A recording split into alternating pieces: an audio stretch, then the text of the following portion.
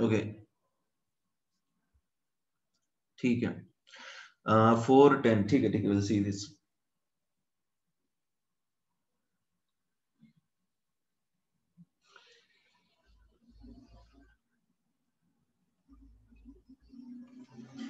intake exercise 1 question number 4 and 10 okay question number 3 fine let us start with question number 3 actually a closed flask contains water in all the three states solid liquid and vapor at 0 degree celsius the average kinetic energy of H2 molecule will be देखो एक होता है total kinetic energy और एक होता है average kinetic energy दोनों same है क्या everybody average kinetic energy temperature पर डिपेंड करता है और टोटल काइनेटिक एनर्जी होता है इंटरनल एनर्जी गैस के लिए खास करके is that clear average kinetic energy जो है ना वो एवरेज निकालते हैं पर डिग्री ऑफ फ्रीडम पर मॉलिक्यूल तो एवरेज काइनेटिक एनर्जी टेम्परेचर पर डिपेंड करता है जो कि हम जानते हैं शायद राइट और टोटल काइनेटिक एनर्जी तो हम सारे इंटरनल एनर्जी को सारे डिग्रीज ऑफ फ्रीडम को कंसीडर करेंगे सारे मोल्स को कंसीडर करेंगे is that clear everybody is that clear average kinetic energy जब हम निकालते हैं average kinetic energy is calculated per degree of freedom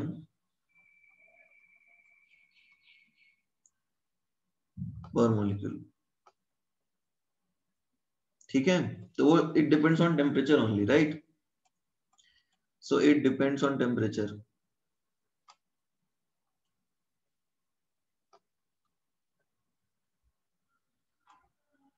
ठीक है तो क्या है आंसर बताओ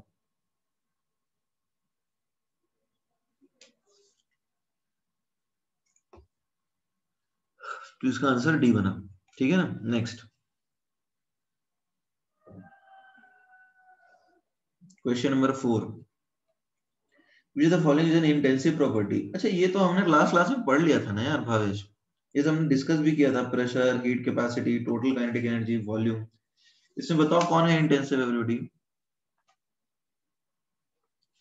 ये तो यार बहुत आसान इनकी हम ये सारी चीजों का डिस्कशन भी किया था कि कैसे प्रेशर क्या है टेम्परेचर क्या है हीट कैपेसिटी क्या है इसकी बात हमने पूरी डिटेल में करी थी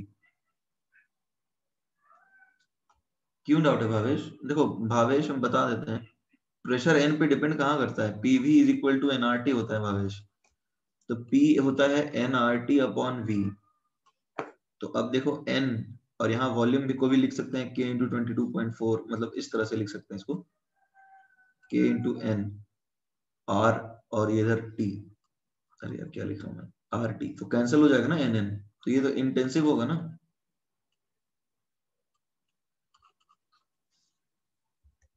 can I scroll down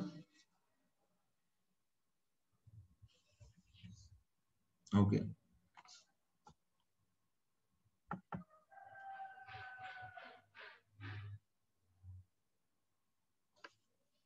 next बताइए 5 okay in thermodynamics process is called reversible देखो प्रोसेस को रिवर्सिबल कब बोलेंगे जब सिस्टम और सराउंडिंग एक दूसरे के साथ इक्विलिब्रियम में रहेंगे तभी बोलेंगे ना इज दैट क्लियर रिवर्सिबल का मतलब अच्छा रिवर्सिबल हमने पढ़ा नहीं है अभी राइट ओके ओके ठीक है रुक जाओ रिवर्सिबल प्रोसेस हमने पढ़ा ही नहीं अभी तक नेक्स्ट बताओ leave it for now it leave it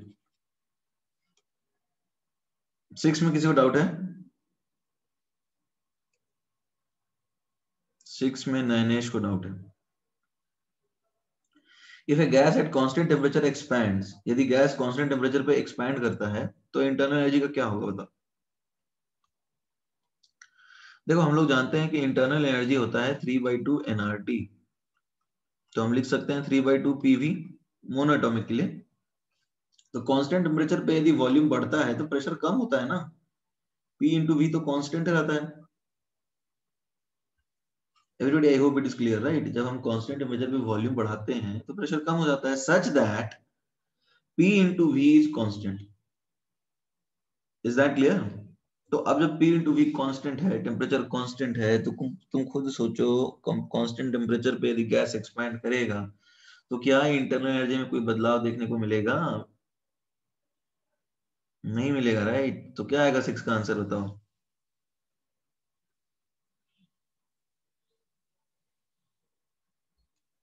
be आएगा, right? Internal energy remains the same. Next,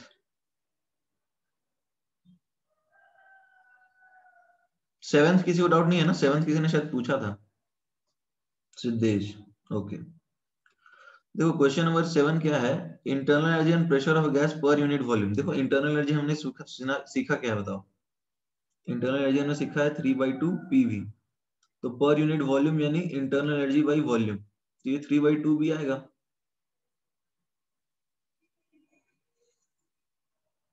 ठीक है सिद्धेश? और क्या कुछ क्वेश्चन है? 10, which of the following statements is wrong? Water in a beaker can be made to boil by placing it in a bath of boiling water. बात समझते हो? Everybody, बात मतलब समझते हो? मतलब जैसे क्या होता है, गर्म पानी में एक कटोरा रख दो और उस कटोरे के अंदर रख दो कुछ सामान, ठीक है, और उसको इस तरह से पकाते भी हैं। देयर आर सर्टेन, अब पता नहीं क्या क्या ऐसे बनता है।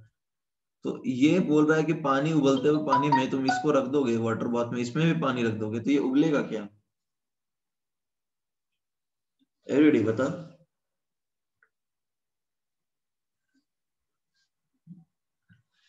उबलते हुए पानी में तुमने पानी डाल दिया ऐसा, तो उबलेगा। अब सवाल है कि क्यों नहीं उबलेगा, बताओ क्या वजह है?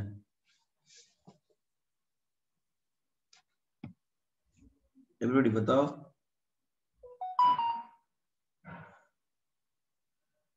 जो लोग बोल रहे हैं नहीं उबलेगा, क्या रीजन है? देखो सीधा सा कहानी ये है कि, सीधी सी कहानी ये है कि सबसे पहले देखो वाटर 100 डिग्री पे बॉईल करता है, राइट? एवरीबॉडी, वाटर 100 डिग्री पे बॉईल करता है, तो 100 डिग्री पे वाटर बॉईल करके एवापोरेट हो जाता है। तो 100 डिग्री पे वाटर हम समझ रहे हैं बॉईल करके एवापोरेट हो जाएगा। तो अब वाटर को हीट ट्रांसफर में तो जब भी होगा कुछ ना कुछ एनर्जी लॉस हो जाएगा, राइट? तो अब वो 100 डिग्री तक पहुंचा ही नहीं सकता है इसको कभी भी, क्योंकि एनर्जी लॉस होगा ही। और 100 के ऊपर तो वेपराइज हो जाएगा, तो वो कभी भी बॉईल नहीं करेगा। गर्म हो जाएगा but it will not boil. Is that clear?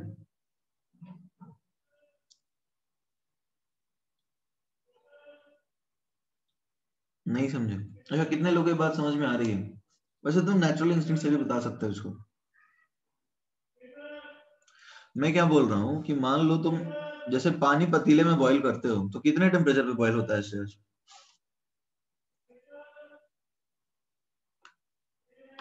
Suppose तुमने पानी डाल दिया पतीले में, तो कितने डिग्री पे बॉईल होता है? 100 डिग्री सेल्सियस पे। तो अब पानी को, ये जो पानी का कंटेनर, मतलब पानी है सपोज 100 डिग्री पे बॉईल कर रहा है, इसके ऊपर तुमने एक पतीला रखा, तो पतीले का टेम्परेचर क्या हो सकता है? एवरीडी, श्रेयस बताओ, पतीले का टेम्परेचर मैक्सिमम कितना जा सकता है? 100 मैक्सिमम नहीं जाएगा, 100 थोड़ा सा कम ही रहेगा। एनर्जी ट्रांसफर परफेक्ट 100% सही नहीं होता है, थोड़ा कम ही रहेगा ना। Is that clear?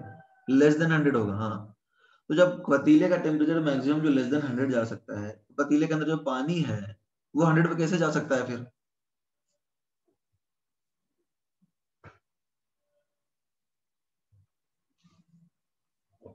ठीक है, अब हम बात कर लेते हैं बाकी ऑप्शंस की। Water can be made to boil without heating, ये पॉसिबल है क्या? Everyday, water can be made to boil without heating, ये पॉसिबल है? देखो ये पॉसिबल है। जरूरी है कि प्रेशर कम कर दो, एटमॉस्फेयर में लेके चले जाओ। अरे मैंने बताया था ना कि प्रेशर भी इंपॉर्टेंट होता है, प्रेशर भी इंपॉर्टेंट होता है। तुम यदि स्पेस में चले जाओगे तो वहां प्रेशर होता ही नहीं, तो पानी एग्जिस्ट करेगा ही नहीं, वो सीधा पेपर में कन्वर्ट हो जाएगा बिना कोई टेम्परेचर दिए ही। हम लोग जो पढ़ते हैं ना अर्थ के सरफेस पे पढ़ते हैं, तो ये भी सही है, बिना गर्म किए वो कन्वर्ट हो सकता है स्टीम में। बॉइलिंग पॉइंट को ऐसे डिफाइन करते हैं, it is the temperature at which vapour pressure becomes equal to atmospheric pressure. नाम सुना है टेम्परेचर, ये डेफिनेशन का। Boiling point of a liquid is defined as the temperature at which the vapour pressure of a liquid becomes equal to atmospheric pressure.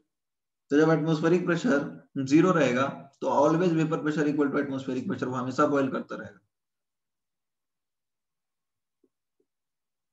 समझ में आ रहा है? देखो मैं इसको समझा देता हूँ कैसे।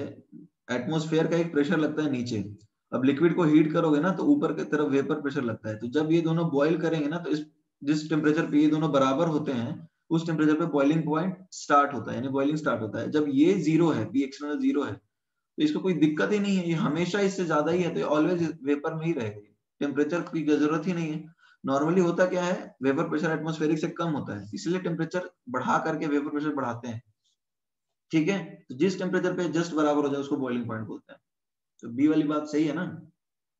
ऑप्शन बी जो है पूछा है कौन सा गलत है, और बी तो सही है। अब ऑप्शन सी की बात कर लेते हैं। Two pieces of ice stick to each other pressed against, इसको बोलते हैं रिगलेशन। एक टर्म है जो तुमने शायद लोअर क्लासेस में पढ़ा होगा। ठीक है, और it ice can be made to sublime by decreasing the external pressure. देखो आइस का सब्लिमेशन, सब्लिमेशन वही बात है, यहाँ पर जैसे आइस भी तो वेपर में कन्वर्ट होता है, तो वहां पर भी ये प्रोसेस जो है, एक्सटर्नल प्रेशर कम करोगे तो ऑब्वियसली कन्वर्ट होगा ही। अरे आइस का भी वेपर होता है, पता है ना? आइसक्रीम खाया हो कभी? तो उससे वेपर निकलते हुए देखा है क्या? हाँ, तो ऑब्वियसली आगे बढ़ सकते हैं हम लोग।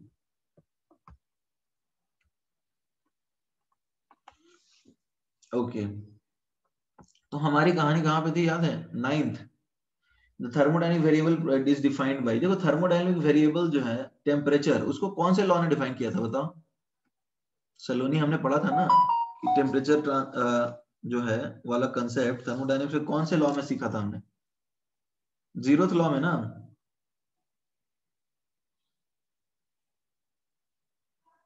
तो ऑब्वियसली इसका आंसर, नाइन्थ का आंसर ए होगा ना।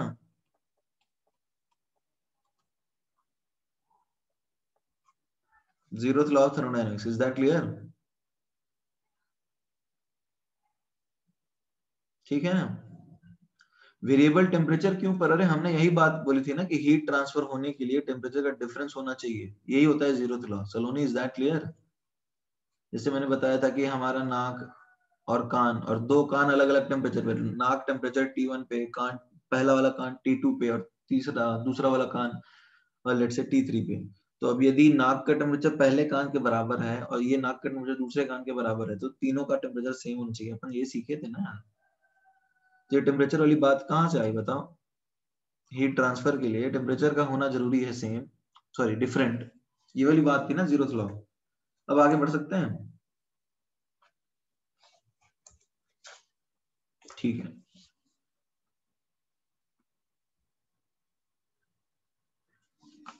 Okay, now let us talk about, देखो स्टेट और पाथ फंक्शंस की बात हम लोग कर रहे थे, याद आ रहा है?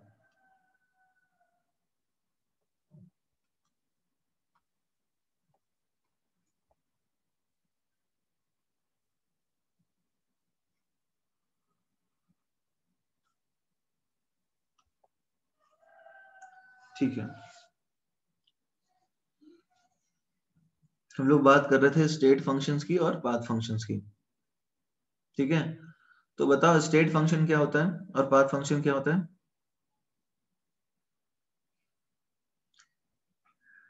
स्पेसिफिक हीट इंटेंसिव क्यों है, नहीं समझ रहे हो भावेश? ठीक है, अच्छा स्पेसिफिक हीट समझ में आया था सबको कि इंटेंसिव क्यों होता है? भावेश को समझ में नहीं आया? देखो स्पेसिफिक हीट की जैसे बात करेंगे ना, जैसे Q is equal to n c m d t, तो जब हम CM की बात करते हैं तो ये आता है Q into q upon n into d T.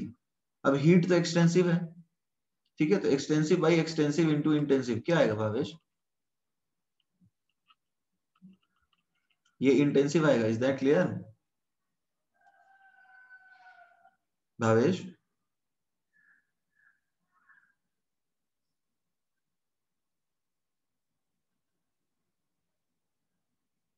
Bhavesh, is that clear?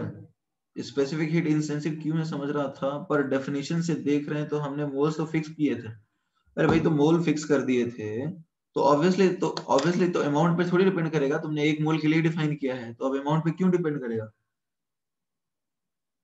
एक मोल के लिए जब तुमने डिफाइन किया है तो क्वांटिटी फिक्स कर दी तो हमेशा फिक्स ही आएगा ना। क्या डाउट है इसमें तुम्हें? मान लो तुमने डिफाइन कर दिया है, अमाउंट सब फिक्स कर दिया है, तब तो फिक्स ही आएगा। तो इंटेंसिव ही हो गया ना, एक मोल के लिए डिफाइन होता है वो। मैथमेटिकली भी देख सकते हो तुम।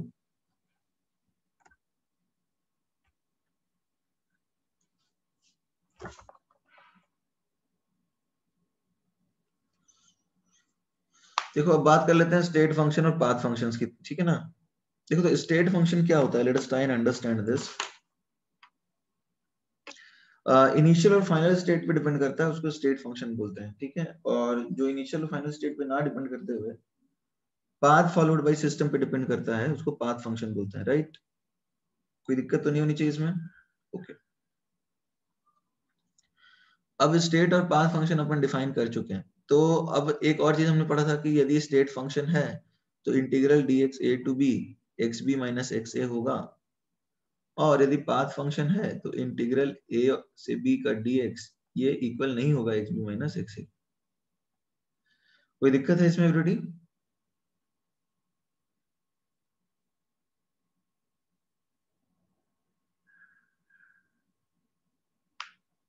ओके।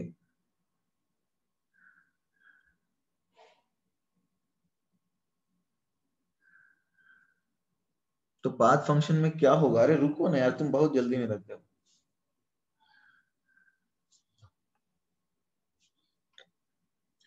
धीरे धीरे करेंगे ना हम लोग, ठीक है। इसमें इन दोनों में किसी को डाउट था?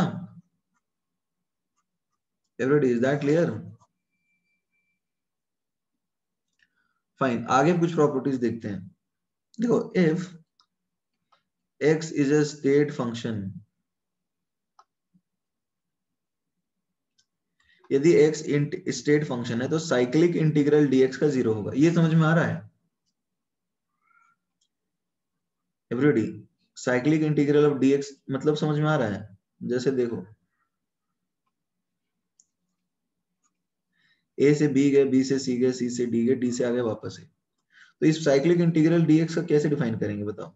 लाइन इंटीग्रल a से b dx प्लस, ऐसा देखो, b से c dx प्लस c से d dx और d से a dx। कोई दिक्कत है इसमें एवरीबॉडी? ये समझ में आया ना?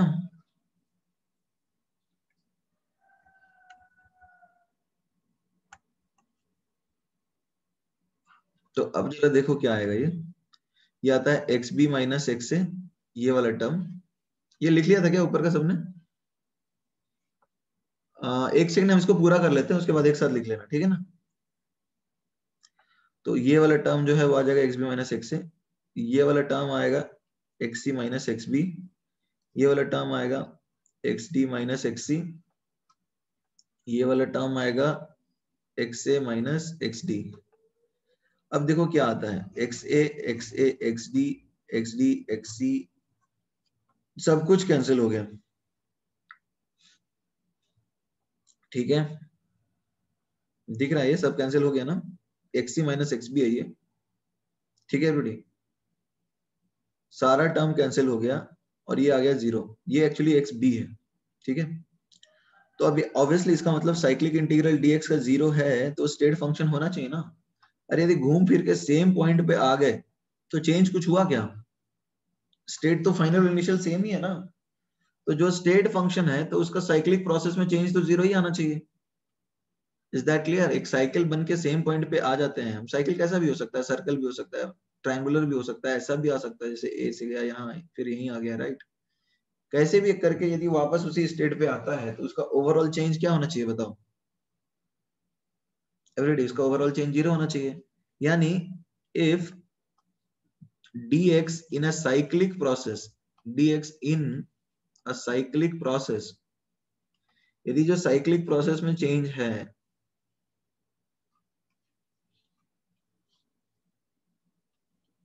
Is equal to 0, then x is a state function.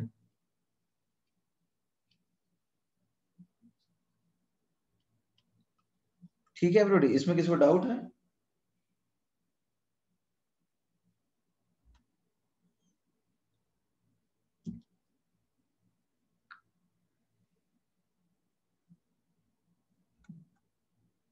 Fine, write it down then.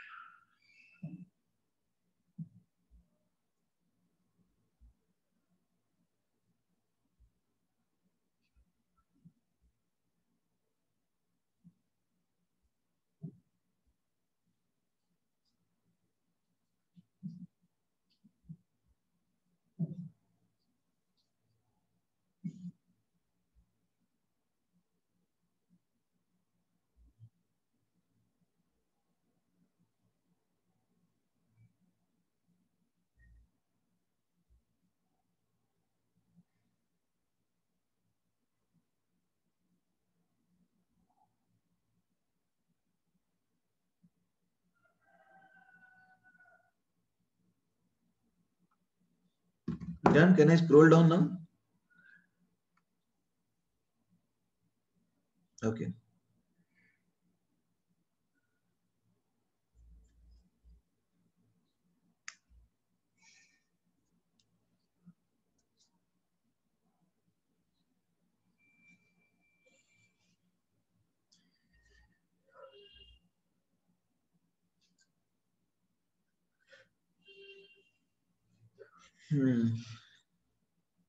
Done.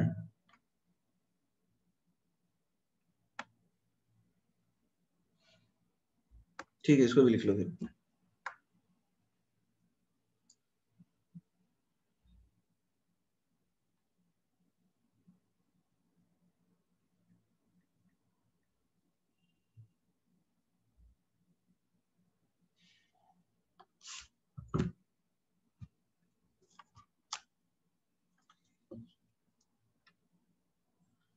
लिख लिया तुमने? ठीक है, write down, no issues.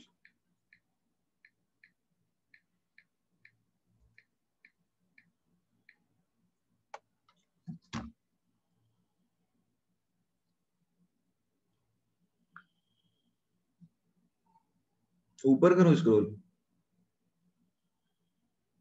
Just a minute.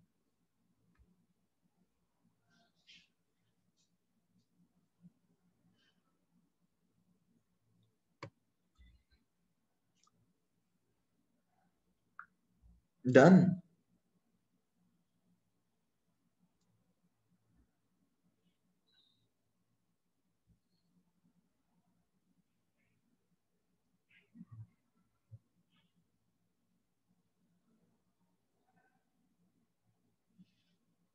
Down, okay.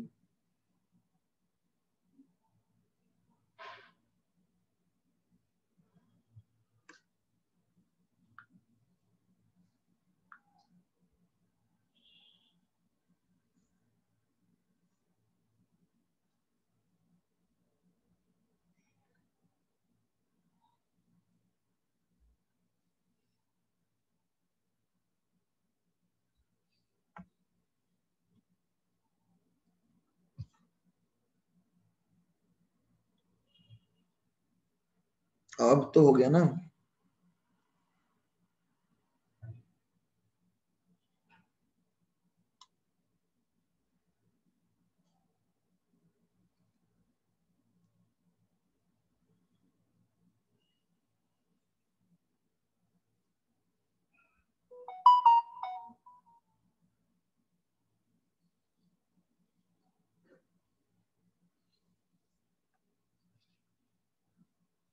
हम्म।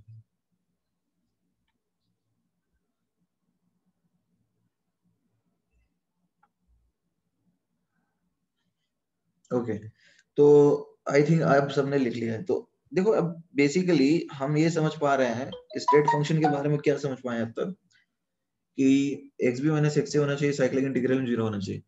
तो और ऐसा कुछ होना तो नहीं है किसके अंदर, तो no such possibility exists in, obviously no such possibility exists for path function। Path function के लिए तो ऐसा कुछ होता है नहीं, ठीक है। इसमें किसी को डाउट तो होना नहीं चाहिए।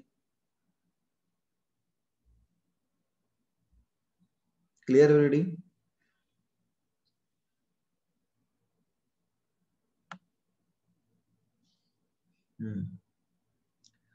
ओके, तो अब जरा सोचो कि इन प्रॉपर्टीज के बेसिस पे क्या हम बता सकते हैं कि कौन सी प्रॉपर्टी स्टेट फंक्शन है और कौन सी प्रॉपर्टी पाथ फंक्शन है, या भी हमें कुछ और प्रॉपर्टीज की जरूरत होगी। Kalpesh, do you want to, like do you want me to scroll up?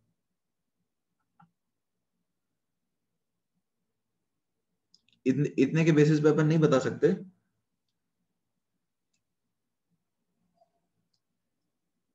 क्यों? इतने के बेसिस पे बता सकते हैं, बहुत सारी चीजें अभी भी बता सकते हैं। इतने के बेसिस पे तो हम बता ही सकते हैं बहुत सारी चीजें। चलो अब देखते हैं, कुछ बताते हैं, आगे डिटेल्स देखें। जैसे बताओ वर्क क्या है? वर्क स्टेट फंक्शन है या पाथ फंक्शन है? स्टेट फंक्शन है। अच्छा, मान लो तुम एक इनिशियल, अच्छा ए स्टेट, ए से फाइनल स्टेट बी गए, ठीक है, ये पाथ से गए 1।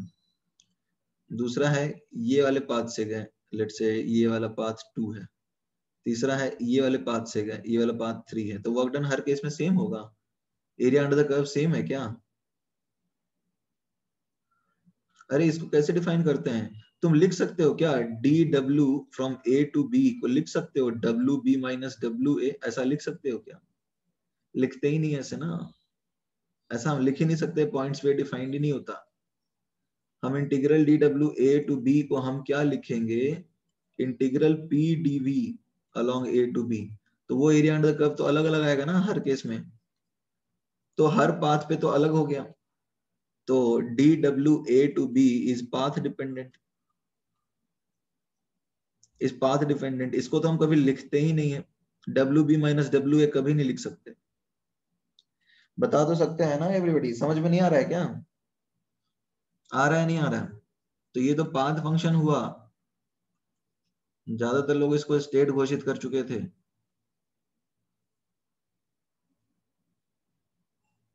Is that clear?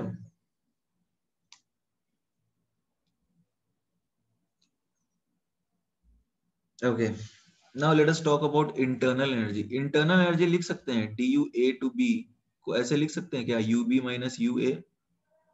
एवरीबॉडी इसको लिख सकते हैं? बिल्कुल लिख सकते हैं, लिख सकते हैं। देखो 3/2 p b v b minus 3/2 p a v a, लिख सकते हैं ना?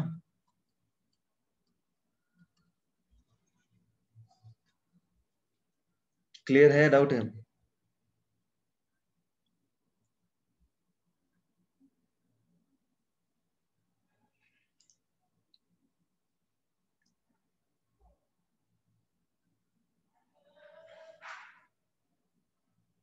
Okay,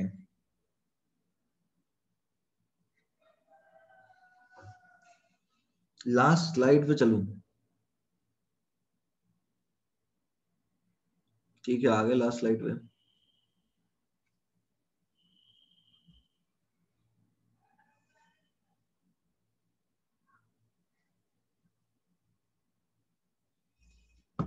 evidence is this.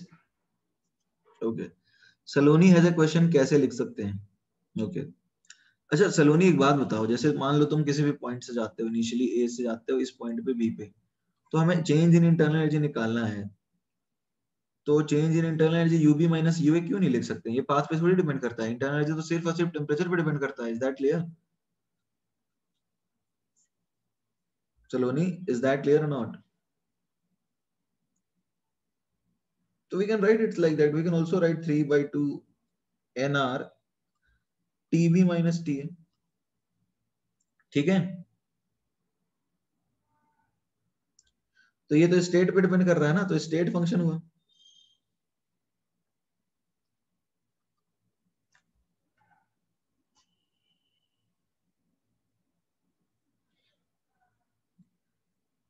Clear है नहीं है? ओके, आगे बढ़ सकते हैं, लिख लिया तुमने?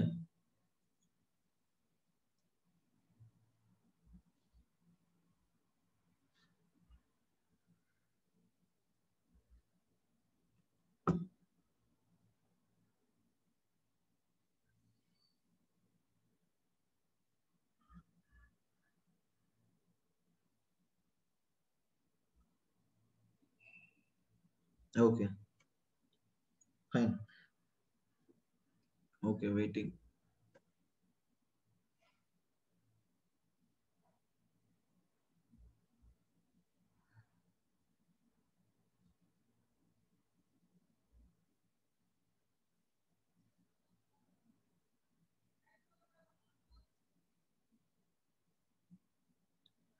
रिटर्न,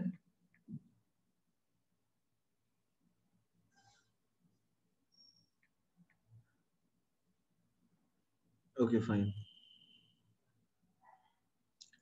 अच्छा एक बात बताओ, cyclic integral of D you change in internal energy क्या जीरो होगा?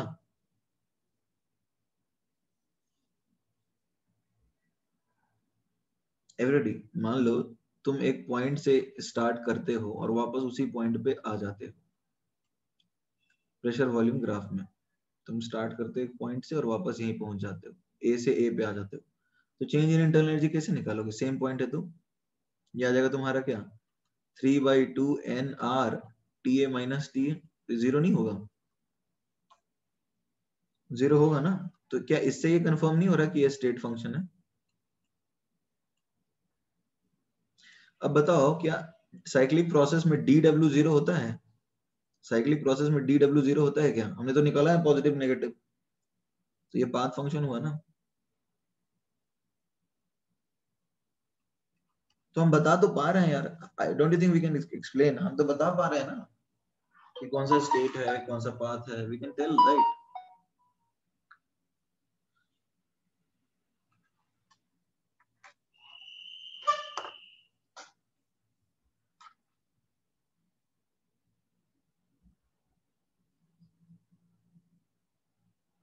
डी डब्ल्यू is not equal to zero. हमने क्लास में पिछले बार याद है तुम्हें, जो वर्क का डेफिनेशन पढ़ा था, तो हमने वर्क निकाला था ना कि clockwise anti clockwise area under the curve निकाल रहे थे हम लोग, तो वो जीरो थोड़ी आ रहा था श्रेयस, साइक्लिक प्रोसेस में वो जीरो आ रहा था क्या?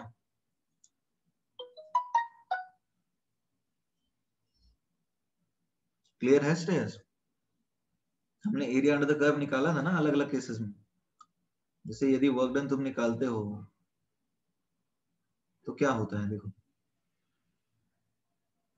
जस्ट मिनट, हाँ ये वाला एरिया आएगा, फिर वापस ये वाला एरिया आएगा, तो ये वाला एरिया अंडर द कर्व जो है वो वर्क डन हुआ, तो ये जीरो थोड़ी है। Is that clear? Work done is area under the PV curve which is not zero, so obviously it is not zero, so it is a path function, it is a path dependent function।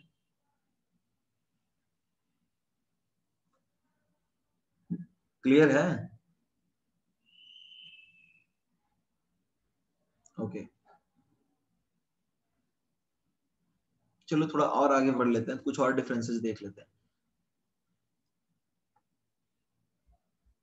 Okay right,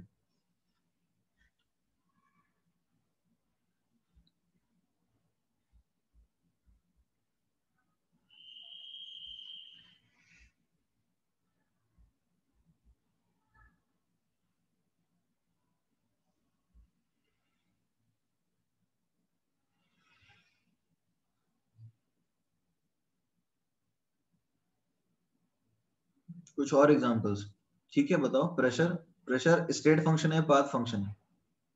everybody, pressure state function है path function बताओ? Pressure PV graph है, तुम एक initial point a से जाते हो इस तरह से बी पे, और एक दूसरा पाथवे ऐसे ले लेते हो, this is pathway 1, this is pathway 2, तो क्या हम दोनों पाथवे में डेल्टा पी अलोंग पाथ 1 लिख सकते हैं डेल्टा पी अलोंग पाथ 2? या फिर क्या हम integral d p from A to B को लिख सकते हैं पीबी माइनस पीए? एवरीबॉडी लिख सकते हैं ना? लिख सकते हैं, तो स्टेट फंक्शन हो गया।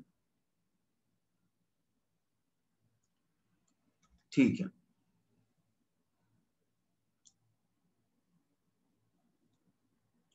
उसी तरह से क्या हम वॉल्यूम को लिख सकते हैं, integral volume d v from A to b, तो हम लिख सकते हैं वीवी माइनस वी। हम तो लिखते आए हैं V V minus V, change in volume को लिखते हैं ना इस तरह से, तो ये भी स्टेट ही हुआ। ये क्लियर है? क्या हम नंबर ऑफ मोल्स को लिख सकते हैं डीएन एनबी माइनस एनए, तो वो भी स्टेट हो गया।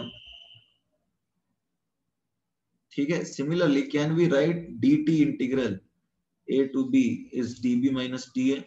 ऑब्वियसली वी कैन, तो ये भी स्टेट हो गया ना।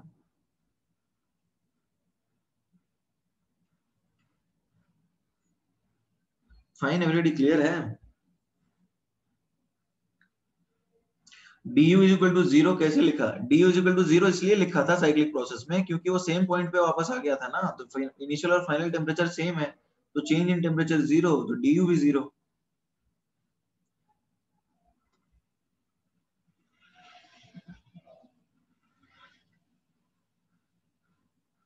डन।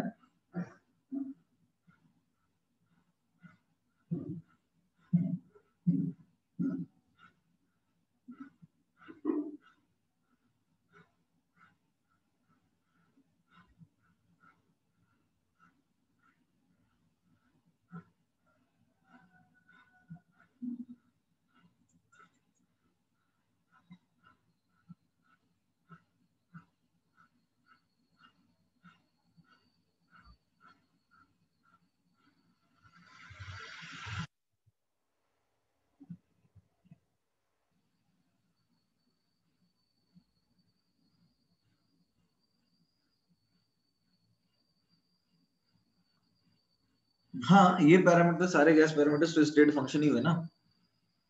आगे बढ़ सकते हैं एवरीबॉडी? क्लियर है? इसमें किसी को डाउट है?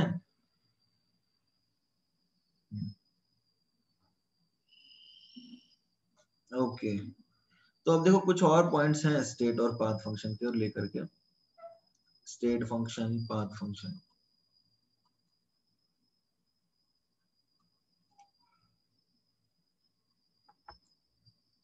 Right down then.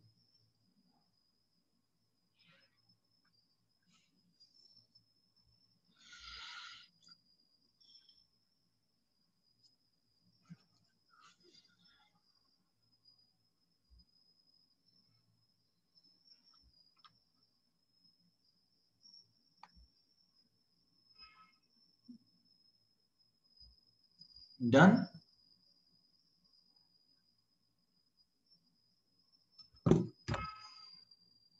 ओके,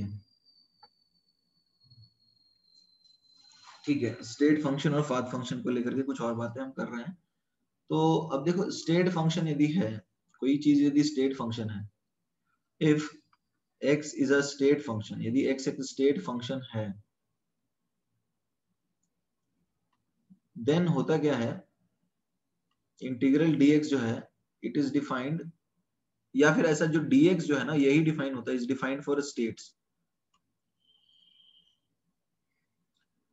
ये स्टेट्स के लिए डिफाइन होता है। जैसे देखो dp जो है वो हमेशा pb माइनस pa लिखेंगे, और you can say delta p, ये स्टेट के लिए डिफाइन करेंगे, डेल्टा v स्टेट के लिए डिफाइन करता है। और यहाँ पे क्या होता है, if x is a path function, यदि x एक पाथ फंक्शन है, then obviously x dx or you can say delta x is defined for path, path के लिए डिफाइन करते हैं। जैसे वर्क डन को एरिया अंडर द कर्व से डिफाइन करते थे, राइट? तो वो तो पाथ डिपेंडेंट ही डिफाइन होता है, डिफाइन होता है स्टेट डिपेंडेंट नहीं। तो ये जो कोई चीज, कोई पैरामीटर यदि पाथ डिपेंडेंट डिफाइन हो रहा है तो वो पाथ फंक्शन होगा। जैसे वर्क डन डिफाइन किया था हमने path dependent, area under PV curve, तो पाथ पे तो डिपेंड कर ही रहा है, तो वो तो पाथ फंक्शन ही हुआ ना। और जैसे इंटरनल एनर्जी बात हो गया, तो ये स्टेट डिपेंडेंट डिफाइन हो रहे हैं, तो स्टेट फंक्शन, तो उनका डेफिनेशन भी तो डिसाइड करता है कि किस तरह का फंक्शन होगा, तो उनके डेफिनेशन से भी तो हम समझ सकते हैं ना। Everybody, is that clear? Okay, so write it down.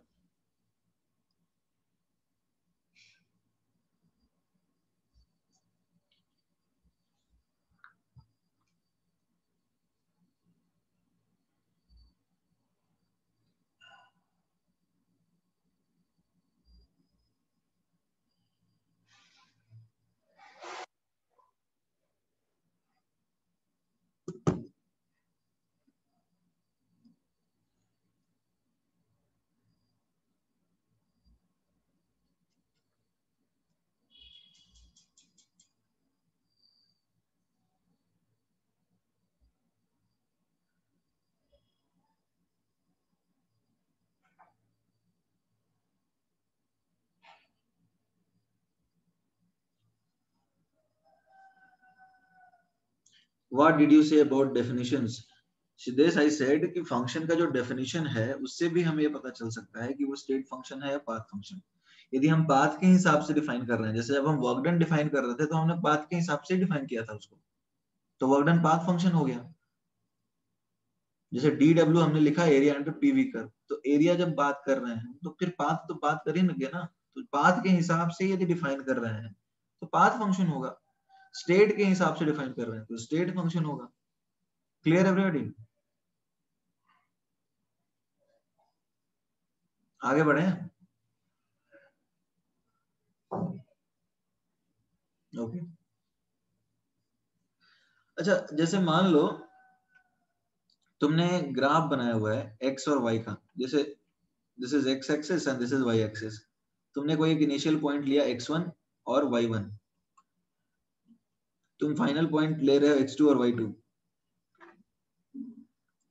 तो अब ये जो है चेंज डेल्टा y और ये जो चेंज है डेल्टा x, ये कैसे डिफाइन करेंगे?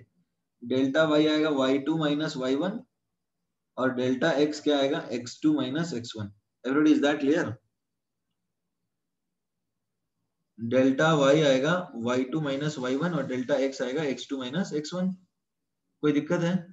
तो अब ये डेल्टा x जो है ना और डेल्टा y, ये जो है वो तो सिंगल पैरामीटर पे ऑलवेज डिपेंड कर रहे हैं। देख लो x2 माइनस y x तो आज सिंगल पैरामीटर वाली चीज है ना, ये तो सिंगल पैरामीटर चेंज इनके ऊपर दिख रहा है।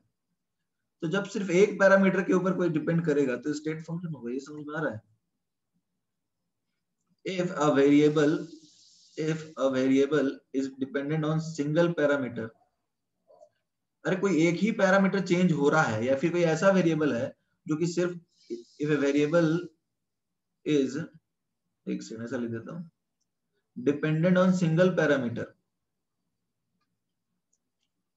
तो हमेशा स्टेट फंक्शन ही होगा। यदि किसी चीज में एक ही पैरामीटर चेंज हो रहा है तो स्टेट पे डिपेंड करेगा ना, then it is always state function. जैसे तुम देख लो pressure, volume, number of moles, temperature, ये तो सिंगल पैरामीटर्स ही हैं, ये तो हमेशा स्टेट फंक्शन ही होंगे। क्लियर है या डाउट है? एवरीबॉडी, ये बात सबको चमक रही है नहीं चमक रही है? अरे कोई एक ही पैरामीटर पे डिपेंड करता है, जो चेंज फाइनल माइनस इनिशियल जो होगा वो तो स्टेट फंक्शन ही आएगा ना। और यहाँ पर हम चेंज क्या करेंगे? गैस स्टेट में हम चेंज क्या करते हैं? हम पी, वी और टी ही चेंज करते हैं मोस्टली, तो इन तीनों में से किसी एक पे डिपेंड करें तो स्टेट फंक्शन है। Is that clear? Everybody, is that clear और नॉट? यदि इन तीनों में से किसी एक पे डिपेंड करता है तो स्टेट फंक्शन है, और ये तीनों खुद ही स्टेट फंक्शन है क्योंकि वो सिंगल वेरिएबल है।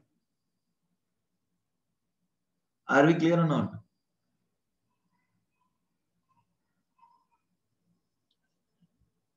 ठीक है, तो इसको भी लिख लीजिए, ये वाला पार्ट लिखिए इस साइड का।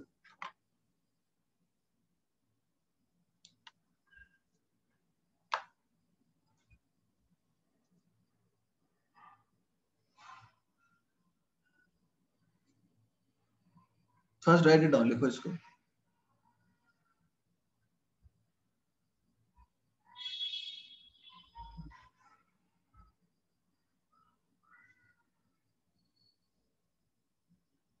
राइट इट डाउन, पहले लिख तो लो इसको।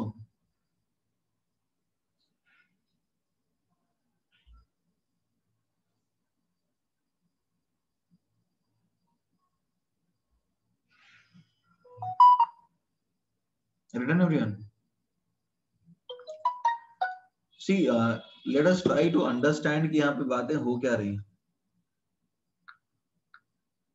सबसे पहले देखो समझने की कोशिश करो, मैं ये बोल रहा हूँ कि यदि तुम्हारे पास एक ग्राफ है y और x का, तो चेंज इन y को हम y2 माइनस y1 लिखते हैं। ये समझ में आ रही है बात? तो y और x क्या स्टेट फंक्शन हो या पाथ फंक्शन हो? तुमसे मैं पूछ रहा हूँ, x और y स्टेट फंक्शन हो या पाथ? क्यों स्टेट हो? नहीं नहीं, tell me why do you think they are state function?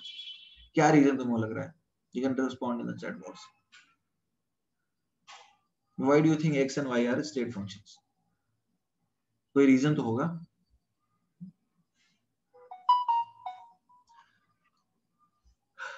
Ready? Why do you think x and y are state functions? जैसे हमने एक ग्राफ बनाया, मैंने एक इनिशियल पॉइंट लिया और फिर एक फाइनल पॉइंट लिया। जैसे ये अपना y है और ये x है, तो एक पॉइंट A चूज करता हूँ, मैं एक पॉइंट B चूज करता हूँ। मैं कैसे भी जाऊँ, ऐसे जाऊँ, ऐसे जाऊँ, ठीक है, मैं ऐसे चला जाऊँ या फिर मैं लेट से ऐसे जाऊँ, एक है ना।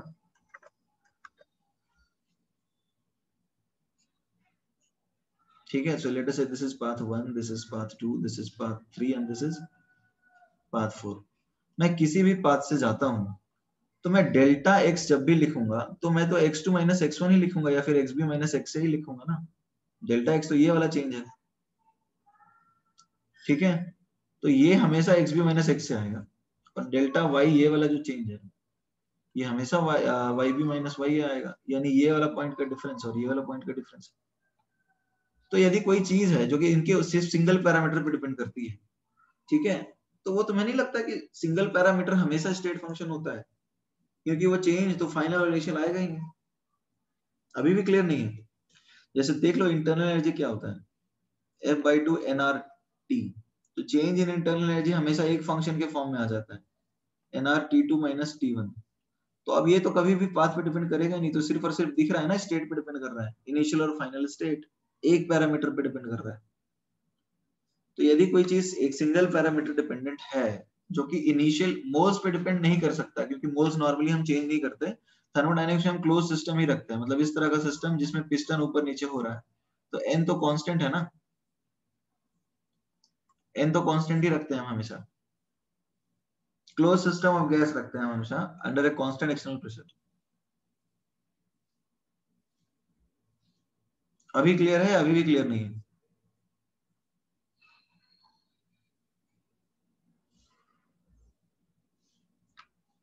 Okay then write it down.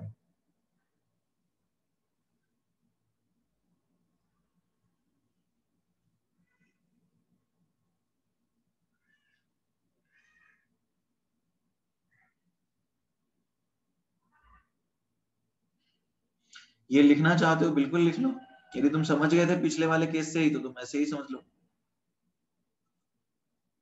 हाँ श्रेयस वैसे ही बोलना चाह रहे हैं।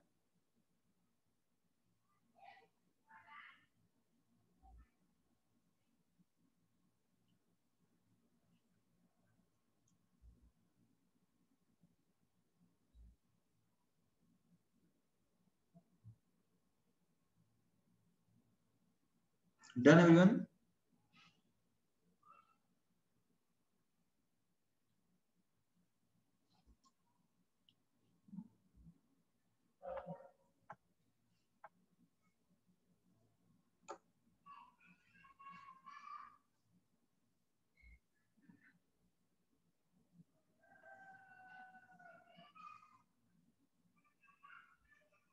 डन?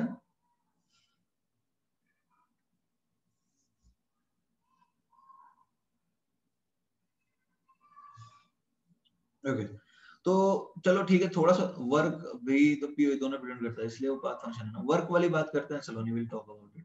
सी, अब आ जाते हैं वर्क के ऊपर। ठीक है, अब वर्क के केस में क्या है, देखो वर्क है फंक्शन प्रेशर और वॉल्यूम दोनों का। ठीक है, वर्क को हम लिखते हैं इंटीग्रल पी डीवी। जरा समझने की कोशिश करो, यदि तुमने एक्स और वाई ऐसा डिफाइन मतलब या फिर ऐसा डिफाइन किया है, पॉइंट ए से you are moving to point b, तो अब तुम क्या करते हो, एरिया अंडर द कर्व निकालने के लिए एक छोटे से पॉइंट पे निकालते हो पी डीवी। तो पूरा वर्क डन निकालने के लिए what do, you do integration of dw from state A to B, and this is what you actually do. Fine. So obviously ये तो दो वेरिएबल के ऊपर डिपेंड कर गया. देखो दो वेरिएबल के ऊपर डिपेंड कर गया ना, तो अब ये डिपेंड करता है कि y का चेंज इसके साथ कैसा है. तो अब ये तो पाथ फंक्शन ही होगा ना. क्लियर है एवरीबॉडी? यस और नो कुछ तो बोलो. तो अब ये दो वेरिएबल वाला केस जब है वो ऑब्वियसली पाथ डिपेंडेंट हो जाएगा, क्योंकि डिपेंड करता है कि x और y दोनों साथ में कैसे चल रहे हैं. तो एक वेरिएबल वाली कहानी है ही नहीं.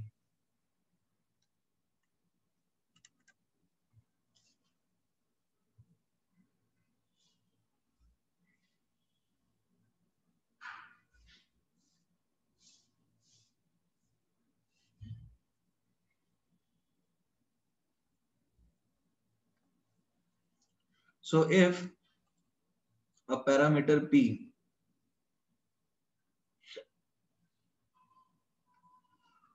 is dependent on more than one variable out of p, v and t, then the parameter is a path function.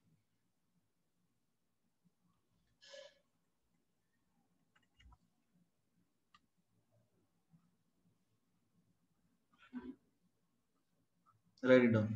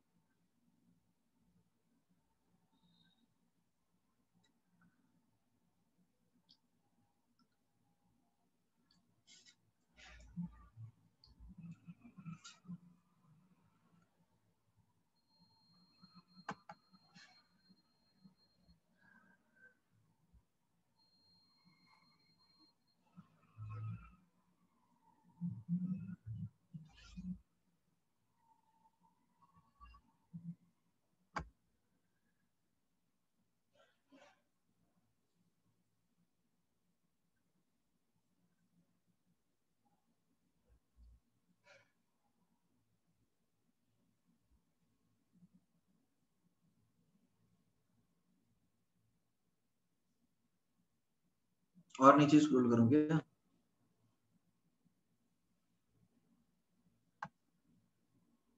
ठीक है, राइट डाउन.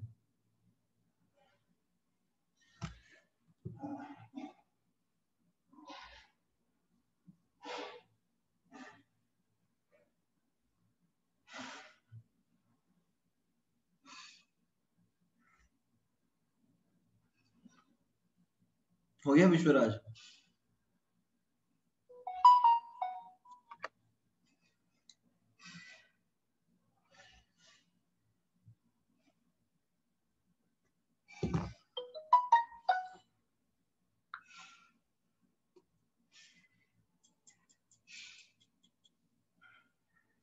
हाँ, एरिया अंडर नीचे ऑब्वियसली पाथ फंक्शन आ जाएगा. Return everyone.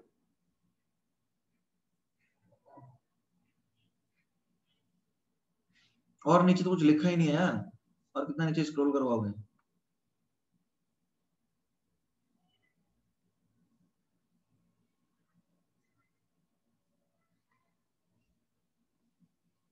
Done.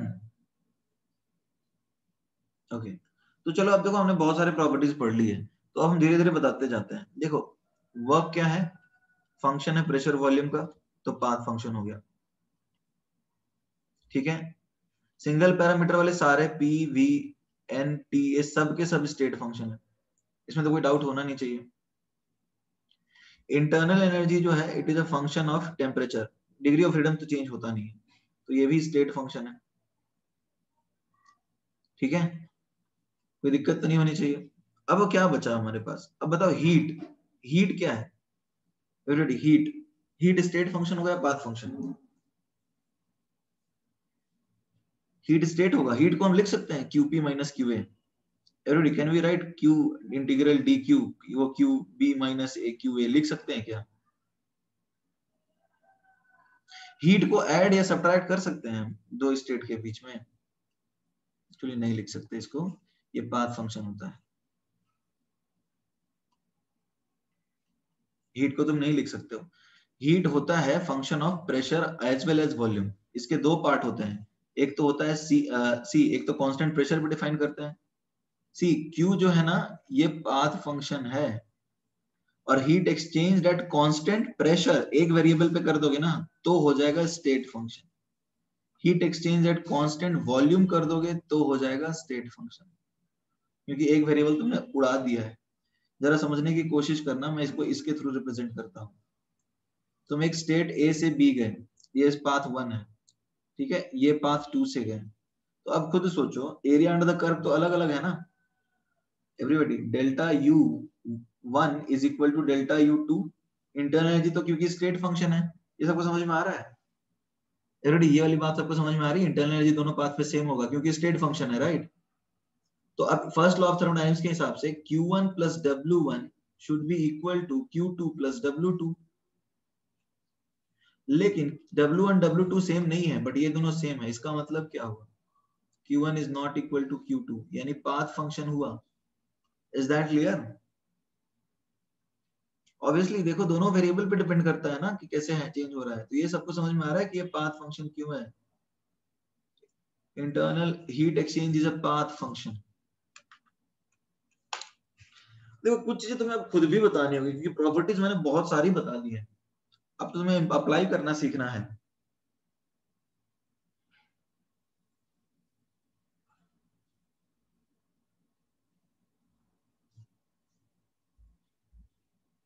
Okay, right it down. वहां पे Q is equal to, जब तुम MC delta T लिखते हो ना श्रेयस, तो वहां पे तो डिफाइन ही नहीं करते हो ना कि कैसा कंडीशन पे हो रहा है।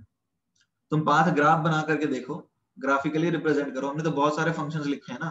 MCDT में तुमने C कहाँ डिफाइन किया है? C जो है ना श्रेयस, C की बात करो ना, C कहाँ डिफाइन किया है? जो तुमने MC डेल्टा T में C लिखा है, C भी तो किसी ना किसी पे डिपेंड कर रहा है एवरीडी। जब आपने हीट को लिखा Q is equal to MC delta T, तो C तो स्टेट पे, C देखो किसके ऊपर डिपेंड करता है, वो कांस्टेंट नहीं होता है। C is not constant.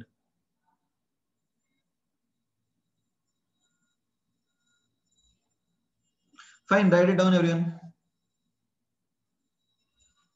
ये लिख लिया सबने? ठीक है, we'll talk about your doubts. Don't worry about them. तुम्हारे जो डाउट्स हैं उनकी बात हम करने वाले हैं। ये पहले लिख लिया क्या?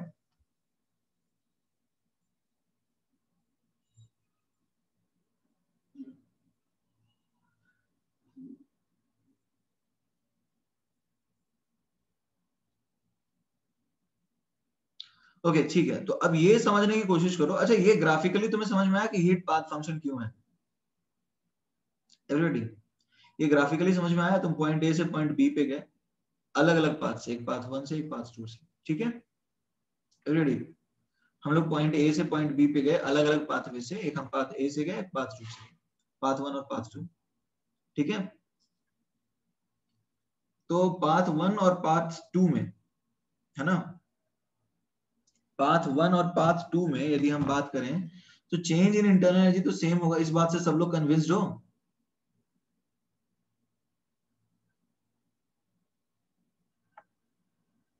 Everybody? Please respond in chat box. इस बात से सब लोग कन्विंस्ड हो कि इंटरनल एनर्जी सेम होगा, ठीक है? तो फर्स्ट लॉ ऑफ थर्मोडायनामिक्स के हिसाब से, फर्स्ट लॉ ऑफ थर्मोडायनामिक्स के हिसाब से चेंज इन इंटरनल एनर्जी को हम हीट प्लस वर्क लिख सकते हैं, Q plus W। Is that clear? Change in internal energy को हम Q प्लस W लिख सकते हैं ना। अब जरा समझने की कोशिश करो कि जब Q1 is not equal to Q2 है, ठीक है, Q1 is not equal to Q2 है, sorry W1 is not equal to W2 है। हम लोग जानते हैं ना एरिया अंडर द कर्व अलग अलग है, ठीक है? एरिया अंडर द कर्व जब अलग अलग है तो work done must be different, right?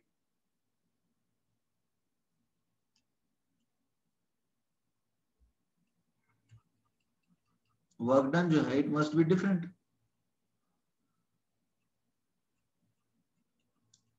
तो since work done is different, तो ऑब्वियसली ये दोनों पैरामीटर सेम है बट ये दोनों अलग हैं, तो ये तो तभी अलग हो पाएंगे ना जब ये दोनों भी अलग हैं। ये समझ में नहीं आ रहा है क्या? जैसे मान लो 6 + 4 = 7 + 3, तो ये दोनों अलग अलग हैं बट ओवरऑल पैरामीटर सेम है, इसका मतलब ये दोनों भी अलग अलग ही होने चाहिए ना। तो अब हीट जो है अलग अलग पाथ पे तो अलग अलग आ रहा है, तो हीट ऑब्वियसली डिपेंड करता है ना कि कौन से पाथ से तुम जा रहे हो। तो इससे तो प्रूव हुआ ना कि heat is a function of pressure as well as volume because it depends on the path. अभी भी क्लियर नहीं है? ये एग्जांपल से समझ में आया?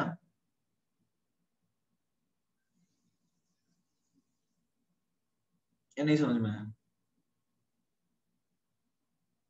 तो अब ये तो प्रूव हो गया ना कि heat is a state function. Is that clear? Okay. अब यदि हम ऐसे डिफाइन कर दें, ये लिख लिया सबने? एवरीबॉडी ये लिख लिया सबने? अब हम यदि ऐसे डिफाइन कर दें heat exchange at constant pressure, ठीक है, अब हम डिफाइन करते हैं QP, heat exchange at constant pressure. तो अब तो क्लियर है ना कि जब भी हम जाएंगे तो ऐसे ही जाएंगे, कांस्टेंट प्रेशर पे जाएंगे। तो अब हम जब कांस्टेंट प्रेशर पे ही जा रहे हैं तब तो एक ही एरिया अंडर द कर्व आ रहा है, तो ये स्टेट फंक्शन हुआ ना। तो अब तुम देख लो कैसे भी जाओ, तो अब एक ही पाथ, तुमने पाथ ही डिफाइन कर दिया, लो पाथ डिफाइन कर दिया, तो अब तो पाथ डिफाइन कर दिया तो अब तो स्टेट पे ही चेंज डिपेंड करेगा, तो अब QP हो जाएगा ना स्टेट फंक्शन, क्योंकि दूसरा वेरिएबल तो चेंज हो ही नहीं रहा है, एक ही वेरिएबल चेंज ही हो रहा है। उसी तरह से यदि तुम ऐसे चलते हो, एक सेकंड, प्रेशर और वॉल्यूम, और तुम इधर से ऐसे जाते हो A to B, तो अब तुमने देख लो यहाँ तो कुछ हो ही नहीं रहा है, तो अब QV भी तो एक ही चीज के ऊपर डिपेंड कर रहा है, तो ये भी स्टेट फंक्शन हो गया। अब क्लैरिटी है पहले से थोड़ा सा ज्यादा? Shreyas, I will come to your point, MCDT की बात हम कर लेंगे, ठीक है ना Shreyas? So don't worry about it. ये वाला क्लियर है सबको?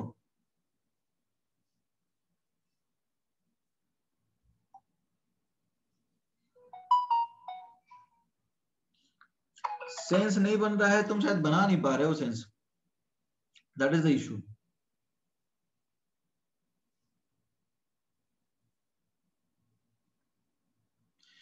Right it down.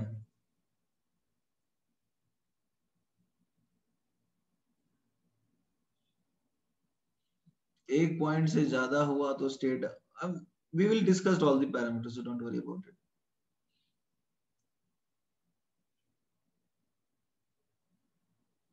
रिटर्न ये लिख लिया सबने?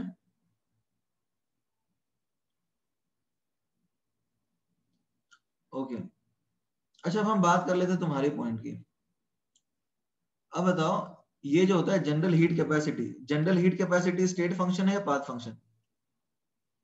Everybody, general heat capacity, molar heat capacity, ये सब बात कर लेते हैं। General heat capacity, molar heat capacity, ये सब क्या है बताओ? या फिर let's say define heat capacity पर ग्राम, ये सब क्या है? अच्छा, तुम बिना कुछ दिमाग लगाए ना, सब के सब पाथ फंक्शन है।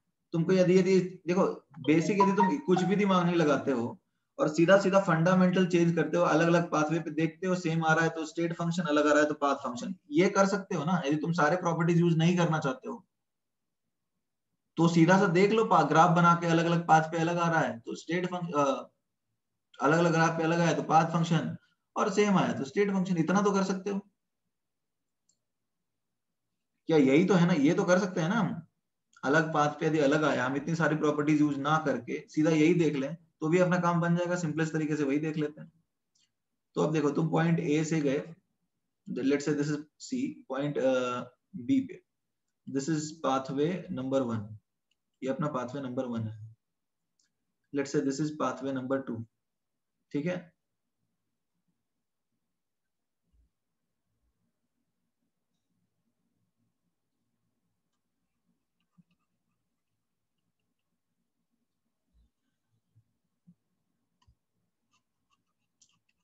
ठीक है, अब जरा सोचो, यदि हम जानते हैं Q1 is not equal to Q2, heat exchange along path 1 is not equal to heat exchange along path 2, अब हम कोई फैंसी रूल यूज करते ही नहीं, हमें सिर्फ यही देख लेते हैं अलग अलग ग्राफ पे सेम है नहीं, तो Q1 को लिखेंगे C1 dt is equal to is not equal to C2 dt। अब dt तो सेम होगा, तो अब देखो ना C1 is not equal to C2 आया ना,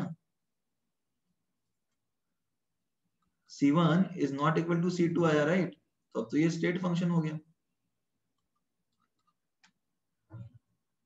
कोई दिक्कत है? C1 is not equal to C2 आया, इसका मतलब ये स्टेट फंक्शन हो गया, राइट। अभी भी डाउट है किसी को? ये तो एकदम सिंपल तरीके से यूज किया है ना, सीधा जब बेसिक प्रॉपर्टी अलग अलग ग्राफ पे देख लो, यदि सेम आ रहा है तो स्टेट फंक्शन, अलग आ रहा है तो path function, right it down.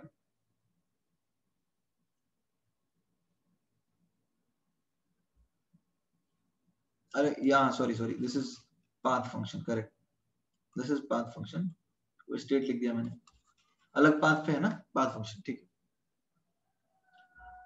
सीधा सा तरीका ये है, पाथ है, हाँ पाथ है, पाथ फंक्शन अलग अलग पाथ में अलग आया तो पाथ फंक्शन, पाथ पे डिपेंड करता है, ठीक है एवरीबॉडी।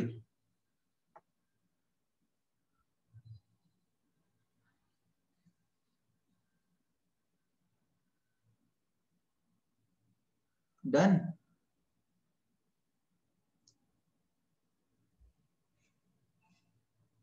थोड़ा ऊपर स्क्रॉल करूं यहाँ पे,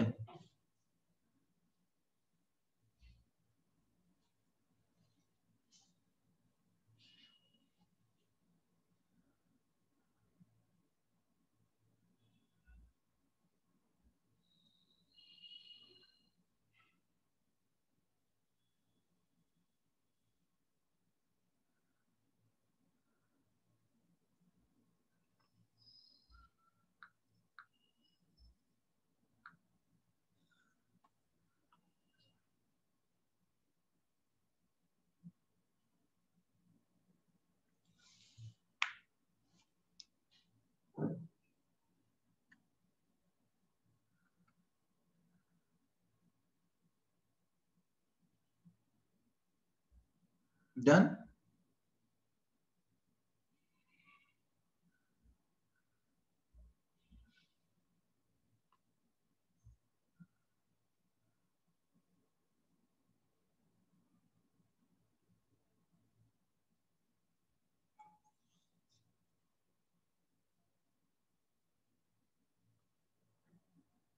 ओके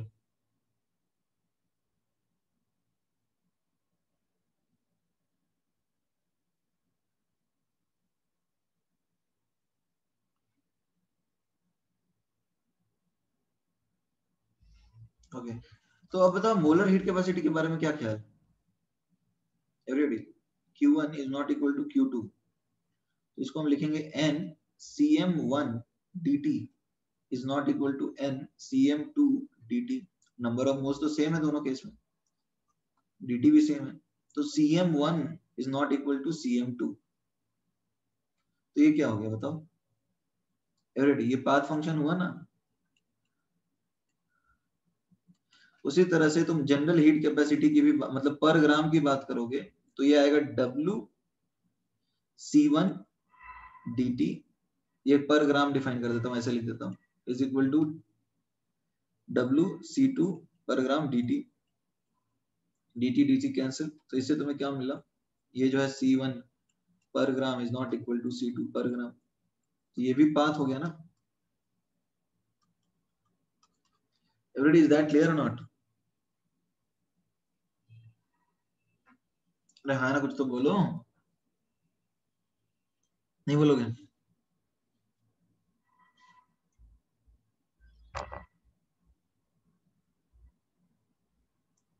ग्राफ से ही निकालना है, ग्राफ से निकालो, वही बेस्ट तरीका है, राइट इट डाउन।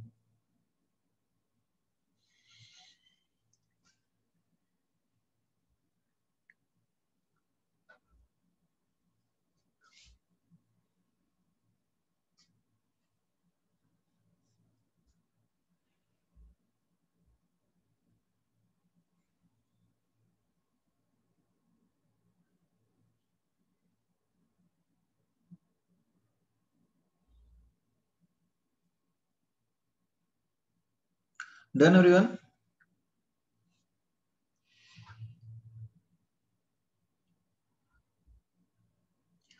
ओके अच्छा, what about CP and CV? जरा ये बताओ, सीपी एंड सीवी जो है, सीपी और सीवी ये स्टेट फंक्शन हो गया, path function? This is molar heat capacity at constant pressure and volume.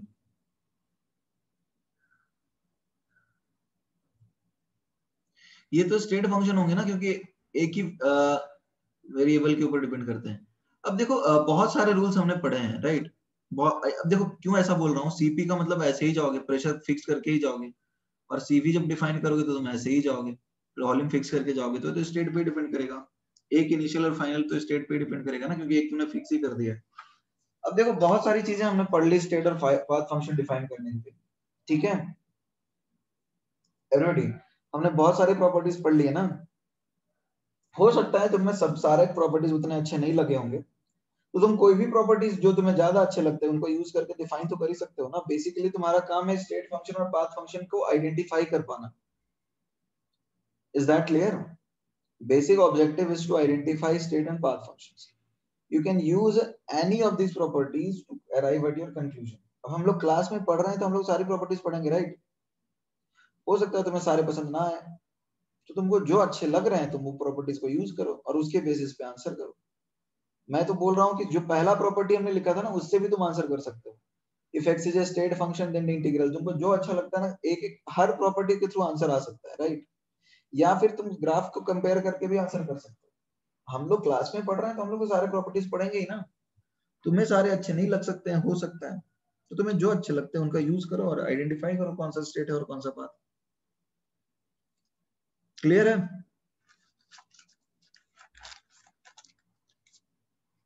ठीक है रेडी? तो अब तो I think we can identify state and path functions, right? In thermodynamic we can do that. Okay, तो ये लिख लिया सबने?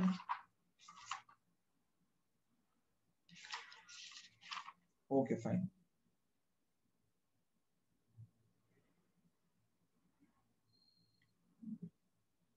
ठीक है, अभी please now few questions on what identification of state and path functions. सारे पैरामीटर्स तो हम डिस्कस कर ही लिए ना जो अब तक पढ़े थे, कुछ बचा है क्या? जितने डिफाइन किए थे सब तो डिफाइन तब तो देख ही लिए ना, क्या बचा है? हमने जितने पैरामीटर्स अब तक डिफाइन किए थे सबको तो चेक कर ही लिया। पीवी एनआरटी से लेकर के work done, heat exchange, internal energy, CP CV सब चेक कर लिया हमने। कुछ बचा ही कहाँ है चेक करने के लिए? ठीक है, अब अपन बात कर लेते हैं किसकी? Inter conversion. Inter conversion, somebody is raising hand, you can write in the chat box. Inter conversion of graph. देखो जरा समझने की कोशिश करना, जब हम वर्क डन निकालते हैं तो हम पीवी ग्राफ का यूज करते हैं, बट तुम्हें नहीं लगता ये सारे ग्राफ भी पॉसिबल है, वीटी ग्राफ और PT graph? Everybody, VT graph और पीटी ग्राफ, है ना? Area under the PV curve is work done. Work done हम जानते हैं area under the PV curve होता है माइनस पीडीवी का इंटीग्रल होता है। बट मान लो यदि तुम्हें वीटी ग्राफ में दिया हुआ है और तुम्हें एरिया वर्क डन निकालने कह रहा है, तो तुमको क्या करना पड़ेगा? वीटी को कन्वर्ट करना पड़ेगा पीवी में, या फिर यदि तुम्हें पीटी दिया है, ठीक है, तो तुम्हें पीटी को कन्वर्ट करना पड़ेगा पीवी में। ये बात समझ में आ रहा है एवरीबॉडी? Is that clear? तुम्हें ग्राफ इंटर कन्वर्ट करना पड़ सकता है पीवी से पीटी में, वीटी से वीटी, जैसे भी हो, जैसे दिया हो उसके हिसाब से तुम्हें कन्वर्ट करना पड़ सकता है। ठीक है, so let us start inter conversion of various types of graph. Write it down.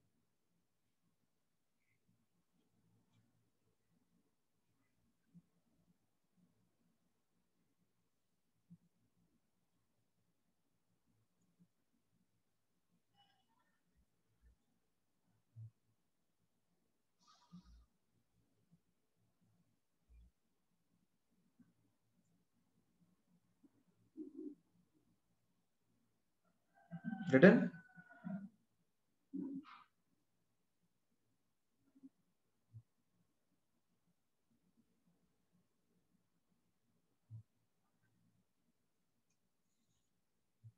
Okay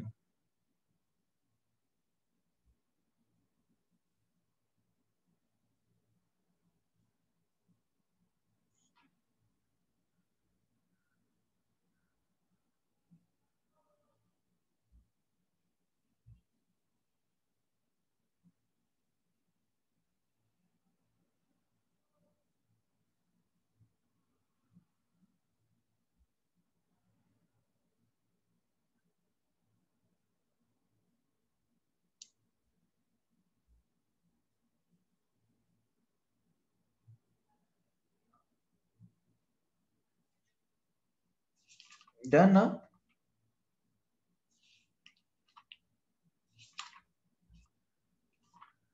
okay fine. तो अब देखो बेसिक चीजें हैं, अलग अलग प्रोसेस को रिप्रेजेंट कैसे करते हैं। पहले तो प्रोसेस देखते हैं। आइसोथर्मल प्रोसेस यदि तुम्हें रिप्रेजेंट करना है, एवरीबॉडी आइसोथर्मल समझते हो ना, टेम्परेचर कांस्टेंट रहता है जिस प्रोसेस में।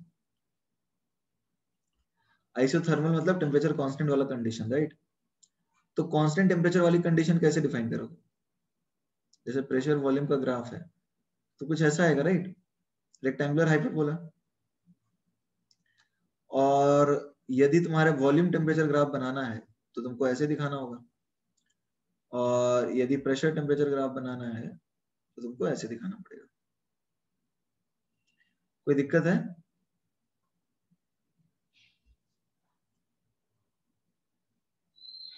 ओके ठीक है। अब आइसोकोरिक समझते हो? आइसोकोरिक, आइसोकोर नाम सुना था ना? आइसोकोर नहीं सुना है नाम? कांस्टेंट वॉल्यूम ना। तो आइसोकोरिक में क्या करेंगे, पी और वी है, वॉल्यूम कांस्टेंट है तो ऐसे बनाएंगे, वी और टी है, ठीक है, वी टी ग्राफ, तो यहाँ वॉल्यूम कांस्टेंट है, राइट, तो ऐसे बनाएंगे। अच्छा पीटी ग्राफ में कैसे दिखाएंगे आइसोकोरिक, बताओ रेडी। आइसोकोरिक कैसे दिखाएंगे? स्लोप दिखाएंगे, स्लोप कांस्टेंट है, ठीक है। जैसे PV is equal to NRT होता है ना, तो पी क्या आएगा, N R by V into T. तो यदि स्लोप कांस्टेंट है, इसका मतलब वॉल्यूम कांस्टेंट है।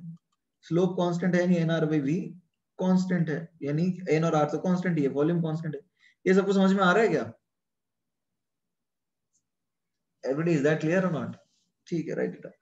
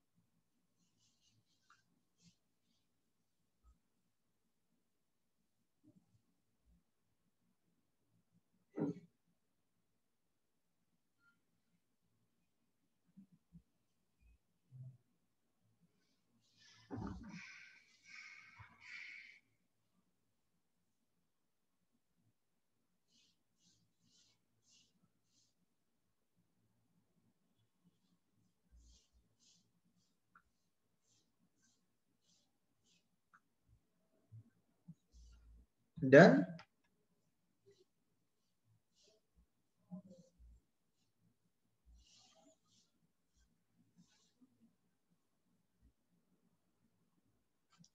अब हम बात कर लेते हैं आइसोबारिक की। तो आई होप ये बात आप समझते होंगे कि आइसोबारिक का मतलब होता है प्रेशर कांस्टेंट, राइट। तो आइसोबारिक में we can draw something like this. I hope you understand this. Pressure is constant, यहाँ पे प्रेशर कांस्टेंट है। और इसको वीटी ग्राफ में कैसे दिखाएंगे बताओ everybody, how will we represent this in VT graph?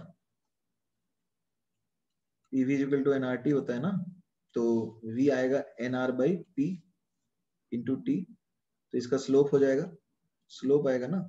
तो यदि स्लोप कांस्टेंट है, एनआर बाई पी यदि कांस्टेंट है, तो इसका मतलब प्रेशर कांस्टेंट है, राइट। कोई दिक्कत है एवरीबॉडी? एवरीबॉडी कोई दिक्कत है इसमें? Is that clear? So right it down.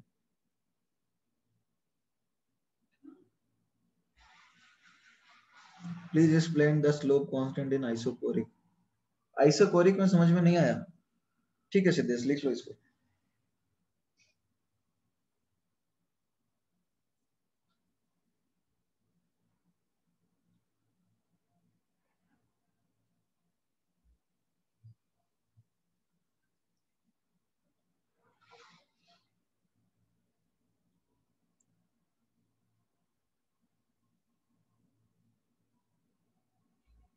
Written everyone?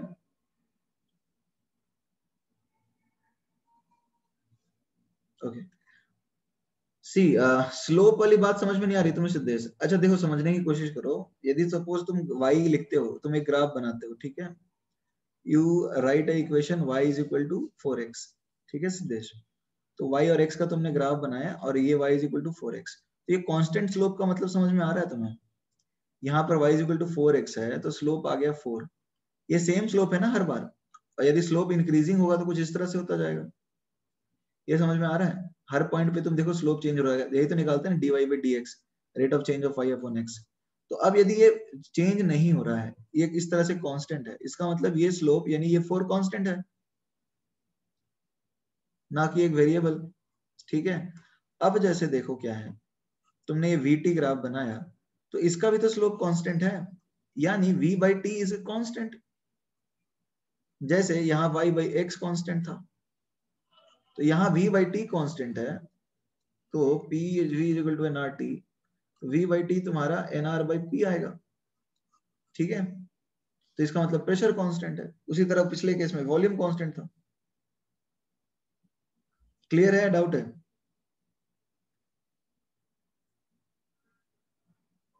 आगे बढ़ सकते हैं हम?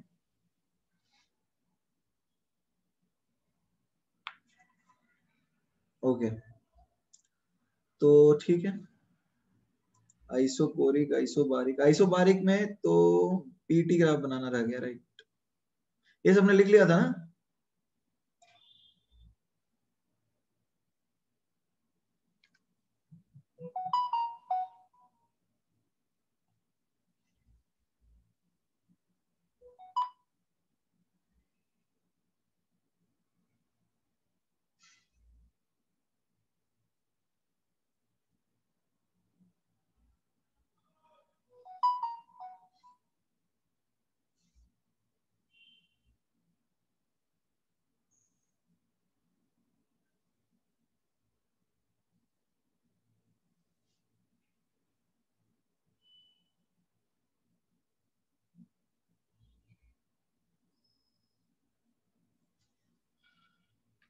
आइसोबारिक की स्लाइड, ठीक है, ये लो।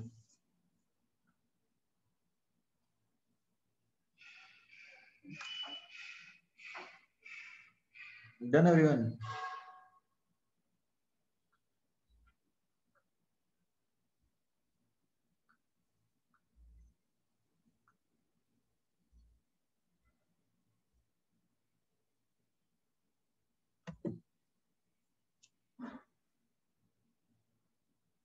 ओके नीचे और नीचे,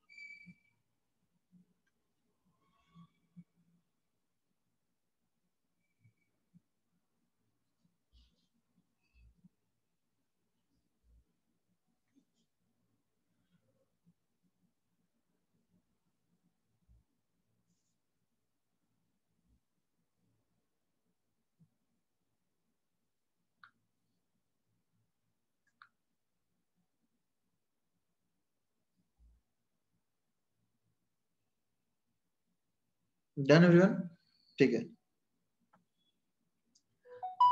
तो आइसोबारिक में अपना क्या बचा हुआ है? PT, right? हाँ, आइसोबारिक में पीटी, तो देखो आइसोबारिक में पीटी तो ऐसे बना सकते हैं ना, कोई दिक्कत है इसमें?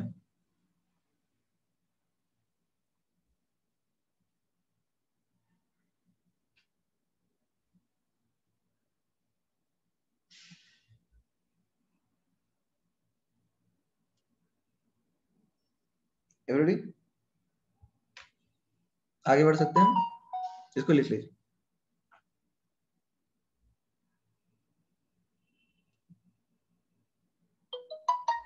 ओके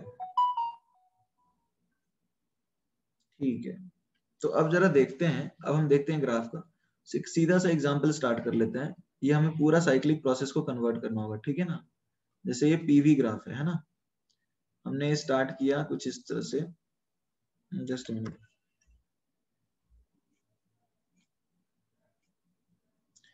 पॉइंट ए से चले गए बी के पास, बी से गए सी के पास, और सी से वापस आ गए ए के पास। ठीक है, कोई दिक्कत तो नहीं है ना। पॉइंट ए से बी के पास गए, बी से सी के पास गए, और सी से वापस ए के पास आ गए। कोई दिक्कत तो नहीं है।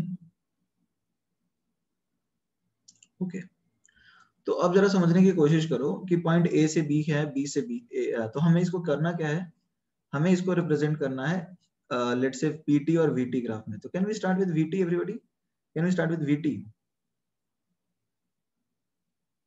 वीटी से स्टार्ट कर लेते हैं, ठीक है। तो अब देखो ए टू बी वाला जो पार्ट है, देखो यहाँ पर जो लाइन पासिंग फ्रॉम ओरिजिन होगी वो कैसी होगी बताओ? वो कांस्टेंट प्रेशर वाली होगी, राइट। तो कांस्टेंट प्रेशर वाली होगी, ये समझ में आ रहा है। ये आइसोबारिक प्रोसेस, जैसे देखो ये आइसोबारिक है, ये आइसोकोरिक है, और ये वाला आइसोथर्मल है। क्लियर है ना, इसमें तो कोई डाउट नहीं है ना। ये आइसोबारिक, आइसोकोरिक और ये आइसोथर्मल, क्लियर है। तो ये वाला आइसोबारिक वाला ग्राफ आएगा।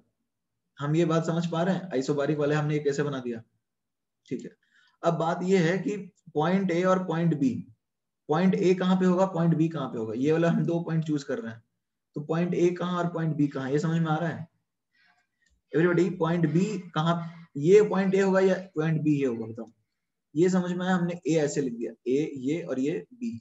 बी ऊपर लिखा क्यों, क्योंकि बी हायर वॉल्यूम पे है, देखो ना, VB is greater than V A, right. तो हायर वॉल्यूम पे ये ऊपर जाएगा ना, समझ में आ रहा है? हायर वॉल्यूम वाला पॉइंट है ना बी। अब एरो फिर हमने बना दिया ए से बी।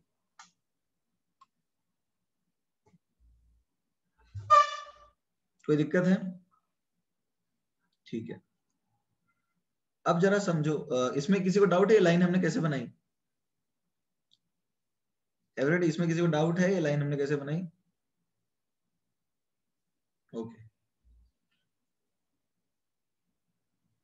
डायरेक्शन नहीं समझे भावेश? ए टू बी जा रहे हैं, यहां भी ए टू बी ही जाएंगे ना।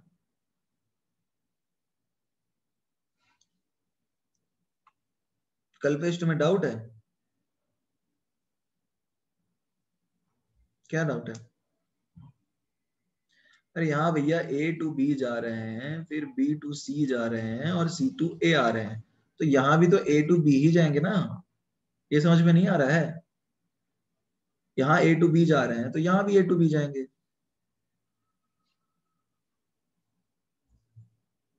क्लियर है या नहीं है?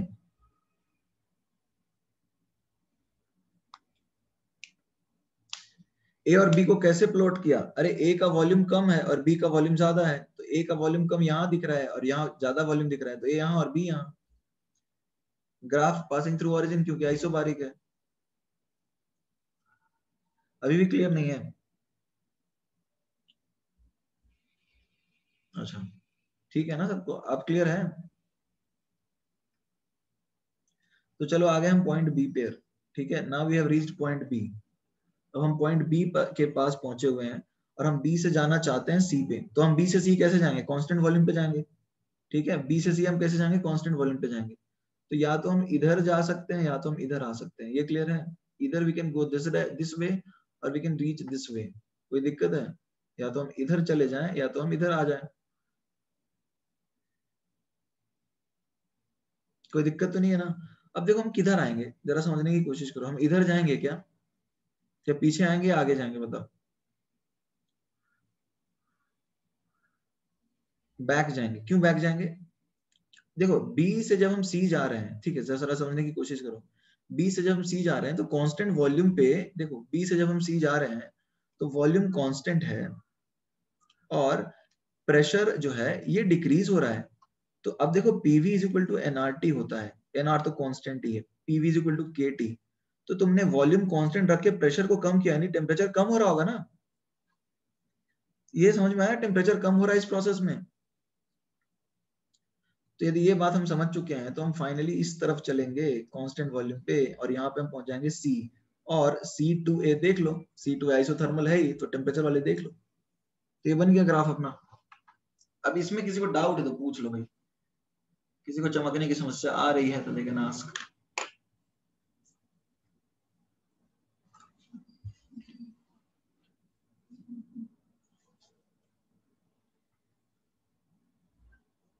Siddesh is asking to explain again. Okay. Siddhesh देखो पॉइंट बी से सी की तरफ हम जा रहे थे, पॉइंट बी से हम सी की तरफ जा रहे थे, right, we are moving from point B to C. कौन सा ये, कौन सा नीचे क्या लिखा है, अनम्यूट करके बोलो, अनम्यूट का परमिशन दे देता हूं। लास्ट सेंटेंस ये पीवी इज इक्वल टू के टी, एनआर को मैंने लिख दिया के, ठीक है। तुम्हारा क्या डाउट है सिद्धेश? देखो सिद्धेश यहाँ समझने की कोशिश करो, जब हम बी से सी जा रहे हैं तो वॉल्यूम कांस्टेंट है, ठीक है, नंबर ऑफ मोल्स तो ऑब्वियसली कांस्टेंट है, और आर तो कांस्टेंट होता ही है। तो अब समझने की कोशिश करो, PV is equal to NRT में ये और ये कांस्टेंट है, तो P प्रोपोर्शनल टू T नहीं होगा, कांस्टेंट वॉल्यूम पे प्रेशर प्रोपोर्शनल टू टेम्परेचर होता है। ये कौन सा लॉ है, गेल-लुसेक्स लॉ है, राइट। तो अब जब गेल-लुसेक्स लॉ तुम्हें पता है, गैस स्टेट में अपन पढ़ चुके हैं इस चीज को कि कांस्टेंट वॉल्यूम पे pressure is proportional to temperature, तो ये कांस्टेंट वॉल्यूम है तो प्रेशर कम हो रहा है भैया, तो टेम्परेचर भी तो कम होना चाहिए। क्लियर नहीं है क्या? तो अब B से C में टेम्परेचर कम करना है तो हम इधर थोड़ी जा सकते हैं, इधर टेम्परेचर बढ़ रहा है, इधर टेम्परेचर कम हो रहा है, तो हमको इधर आना पड़ेगा ना। कांस्टेंट वॉल्यूम में तो या तो इधर जाएंगे या तो इधर जाएंगे, तो इधर ही आएंगे, तो इधर आ गए सी पॉइंट पे। और सी से ए पे कांस्टेंट टेम्परेचर है, तो कांस्टेंट टेम्परेचर का मतलब इसको रखना है, और सी से ए में देखो क्या हो रहा है, वॉल्यूम कम हो रहा है, तो वॉल्यूम कम कर दिया सी से ए में। Is that clear? तो ये बन गया अपना ग्राफ।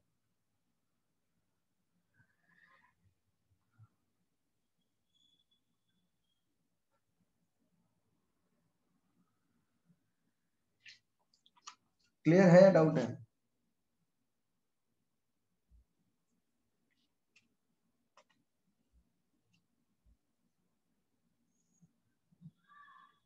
तो राइट इट डाउन, लिख लो इसको।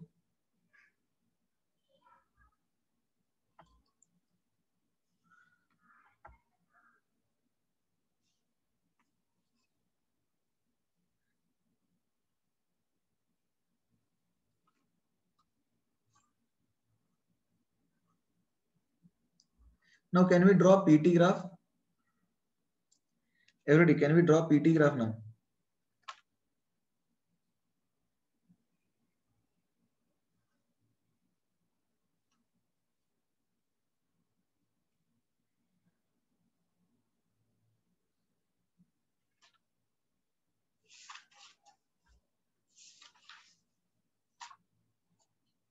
PT ग्राफ में कौन सा line parallel to X axis लेना होगा बताओ? Which line should we take parallel to x axis? Sorry, passing through origin. Constant volume वाला ना, बताते जाओ, इस बार कांस्टेंट वॉल्यूम वाला लेंगे। तो कांस्टेंट वॉल्यूम वाला लेंगे तो कांस्टेंट वॉल्यूम में कौन सा है आइसोकोरिक, बी और सी, ठीक है, बी और सी, इसमें पॉइंट बी हायर प्रेशर पे है और सी पॉइंट लोअर प्रेशर पे, और ग्राफ बी टू सी जा रहा है। ये क्लियर हो गया सबको? ये कैसे बनाया, ये समझ में आया, बीसी कैसे चूज कर लिया? किसी को डाउट है इसमें? अब देखो सी से हम कहां जा रहे हैं, सी से हम जा रहे हैं ए पे,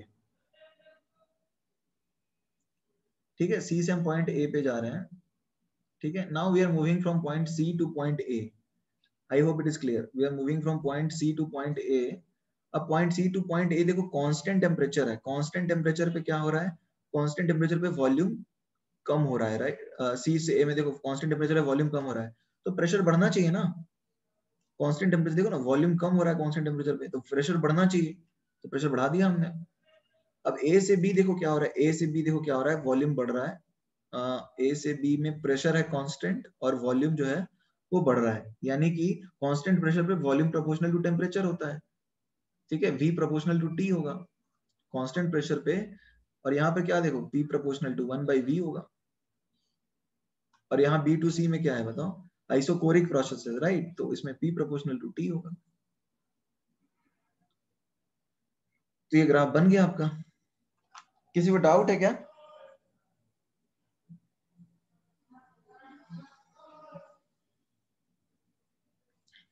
तुम्हें नहीं चमका? अरे यार गैस लॉ है भाई, गैस लॉ ही तो है। कितने लोगों को नहीं चमका अभी भी P और T वाला ग्राफ? गैस लॉ यूज नहीं कर पा रहे हो? This is an exercise, you should be able to do it.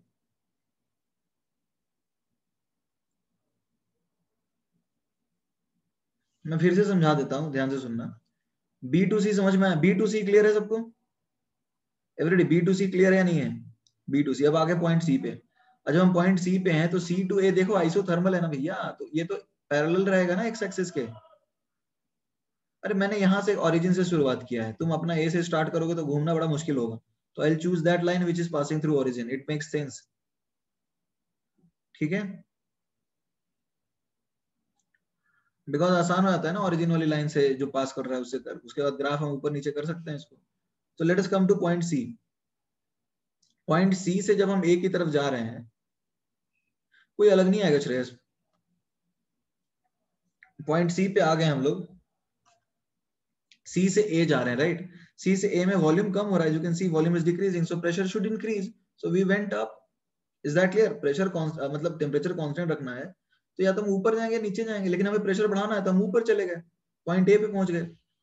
अब पॉइंट ए से पॉइंट बी की तरफ जा रहे हैं, आइसोबारिक है, तो आइसोबारिक है तो वॉल्यूम बढ़ता है टेम्परेचर के साथ राइट, वॉल्यूम बढ़ता है ना टेम्परेचर के साथ, और ए से बी में देखो वॉल्यूम बढ़ रहा है तो टेम्परेचर बढ़ाना है, तो हम इधर चले गए, बन गया अपना साइकिल। अभी भी क्लियर नहीं है क्या?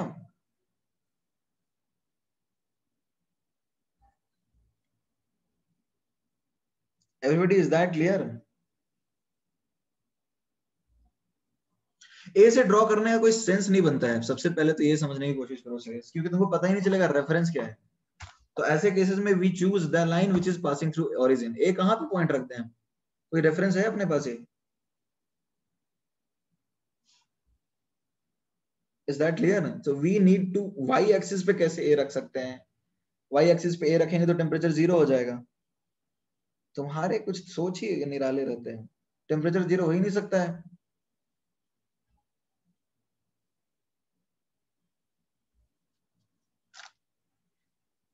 हमें लाइन पासिंग थ्रू ओरिजिन लेते हैं रेफरेंस, क्योंकि उससे हमें रेफरेंस मिल जाता है कि कौन किसके ऊपर जाएगा कौन इसके नीचे जाएगा, तो वो लाइन चूज कीजिए जो ओरिजिन से पास करती है।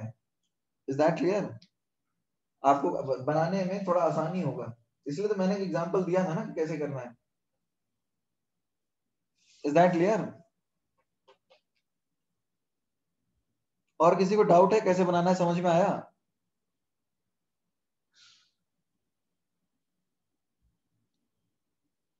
ओके, तो आप होमवर्क लिख लीजिए। देखो आज हमने पढ़ा क्या है, what have we covered today everybody? आज हमने ज्यादा कुछ किया नहीं है। आज तुम देखो तो हमने, हाँ क्वेश्चन ही करेंगे। आज हमने सिर्फ पढ़ा है स्टेट फंक्शन और पाथ फंक्शन, ठीक है, और ग्राफ इंटरकन्वर्जन। कोई खास थ्योरी तो था नहीं, प्रैक्टिस वाली चीज है ये। बीसी कैसे प्लॉट किया, कहां पे? बी और सी यहाँ पे। अरे भैया बी और सी आइसोबारिक है ना, तो प्रेशर टेम्परेचर के ग्राफ में, प्रेशर टेम्परेचर के ग्राफ में, प्रेशर टेम्परेचर के ग्राफ में ओरिजिन से पास होगा राइट। पॉइंट बी से पॉइंट सी की तरफ हम जा रहे हैं, तो तुम देखो point B is at higher pressure right, point B is at higher pressure. Is that clear? तो हमने बी ऊपर प्लॉट किया और सी नीचे।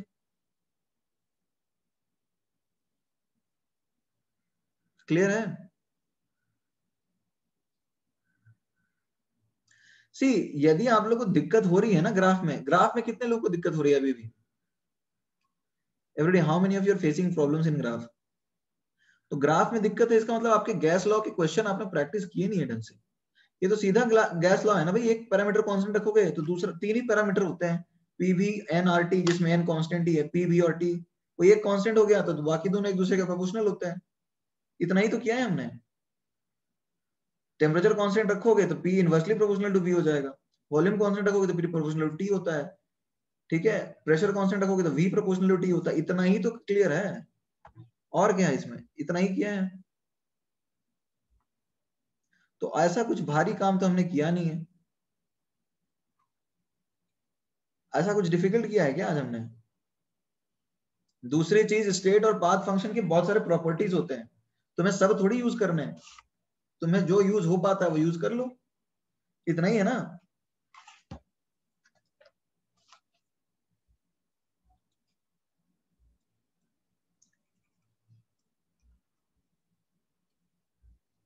वो तो बहुत सारे प्रॉपर्टीज बता दिया गया है ताकि तुम्हें जो सहूलियत लगे उसको तुम यूज करो। तुम्हें कोई भी अच्छा नहीं लगता है तो तुम सीधा ग्राफ देके कंपेयर कर लो कि पाथ पे डिपेंड करता है या नहीं करता, उससे भी तुम्हारा आंसर आ सकता है।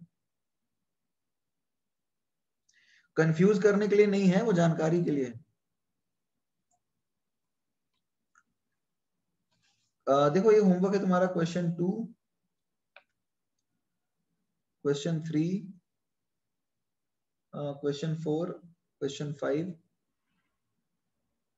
एंड क्वेश्चन 9, क्वेश्चन 10, ये आपका होमवर्क है, ठीक है रेडी?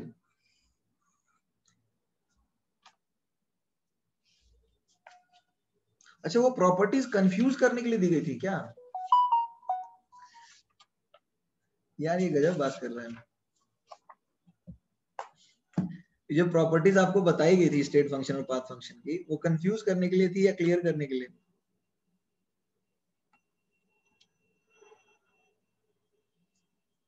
दोनों के लिए। चलो ठीक है, देखो करने के लिए तो क्लियर ही था, उसमें तुम कंफ्यूज हो गए हो तो तुम प्रोबेबली ज्यादा सोच रहे हो और चीजें तुम्हारे सिंक में नहीं आ रही हैं।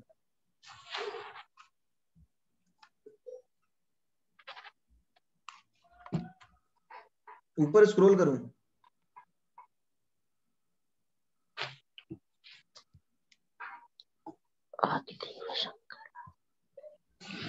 और ऊपर?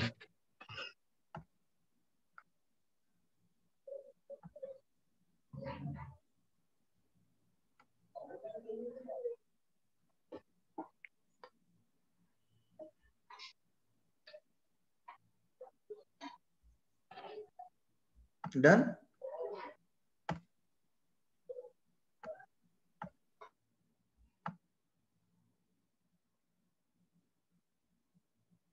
Okay, done everyone.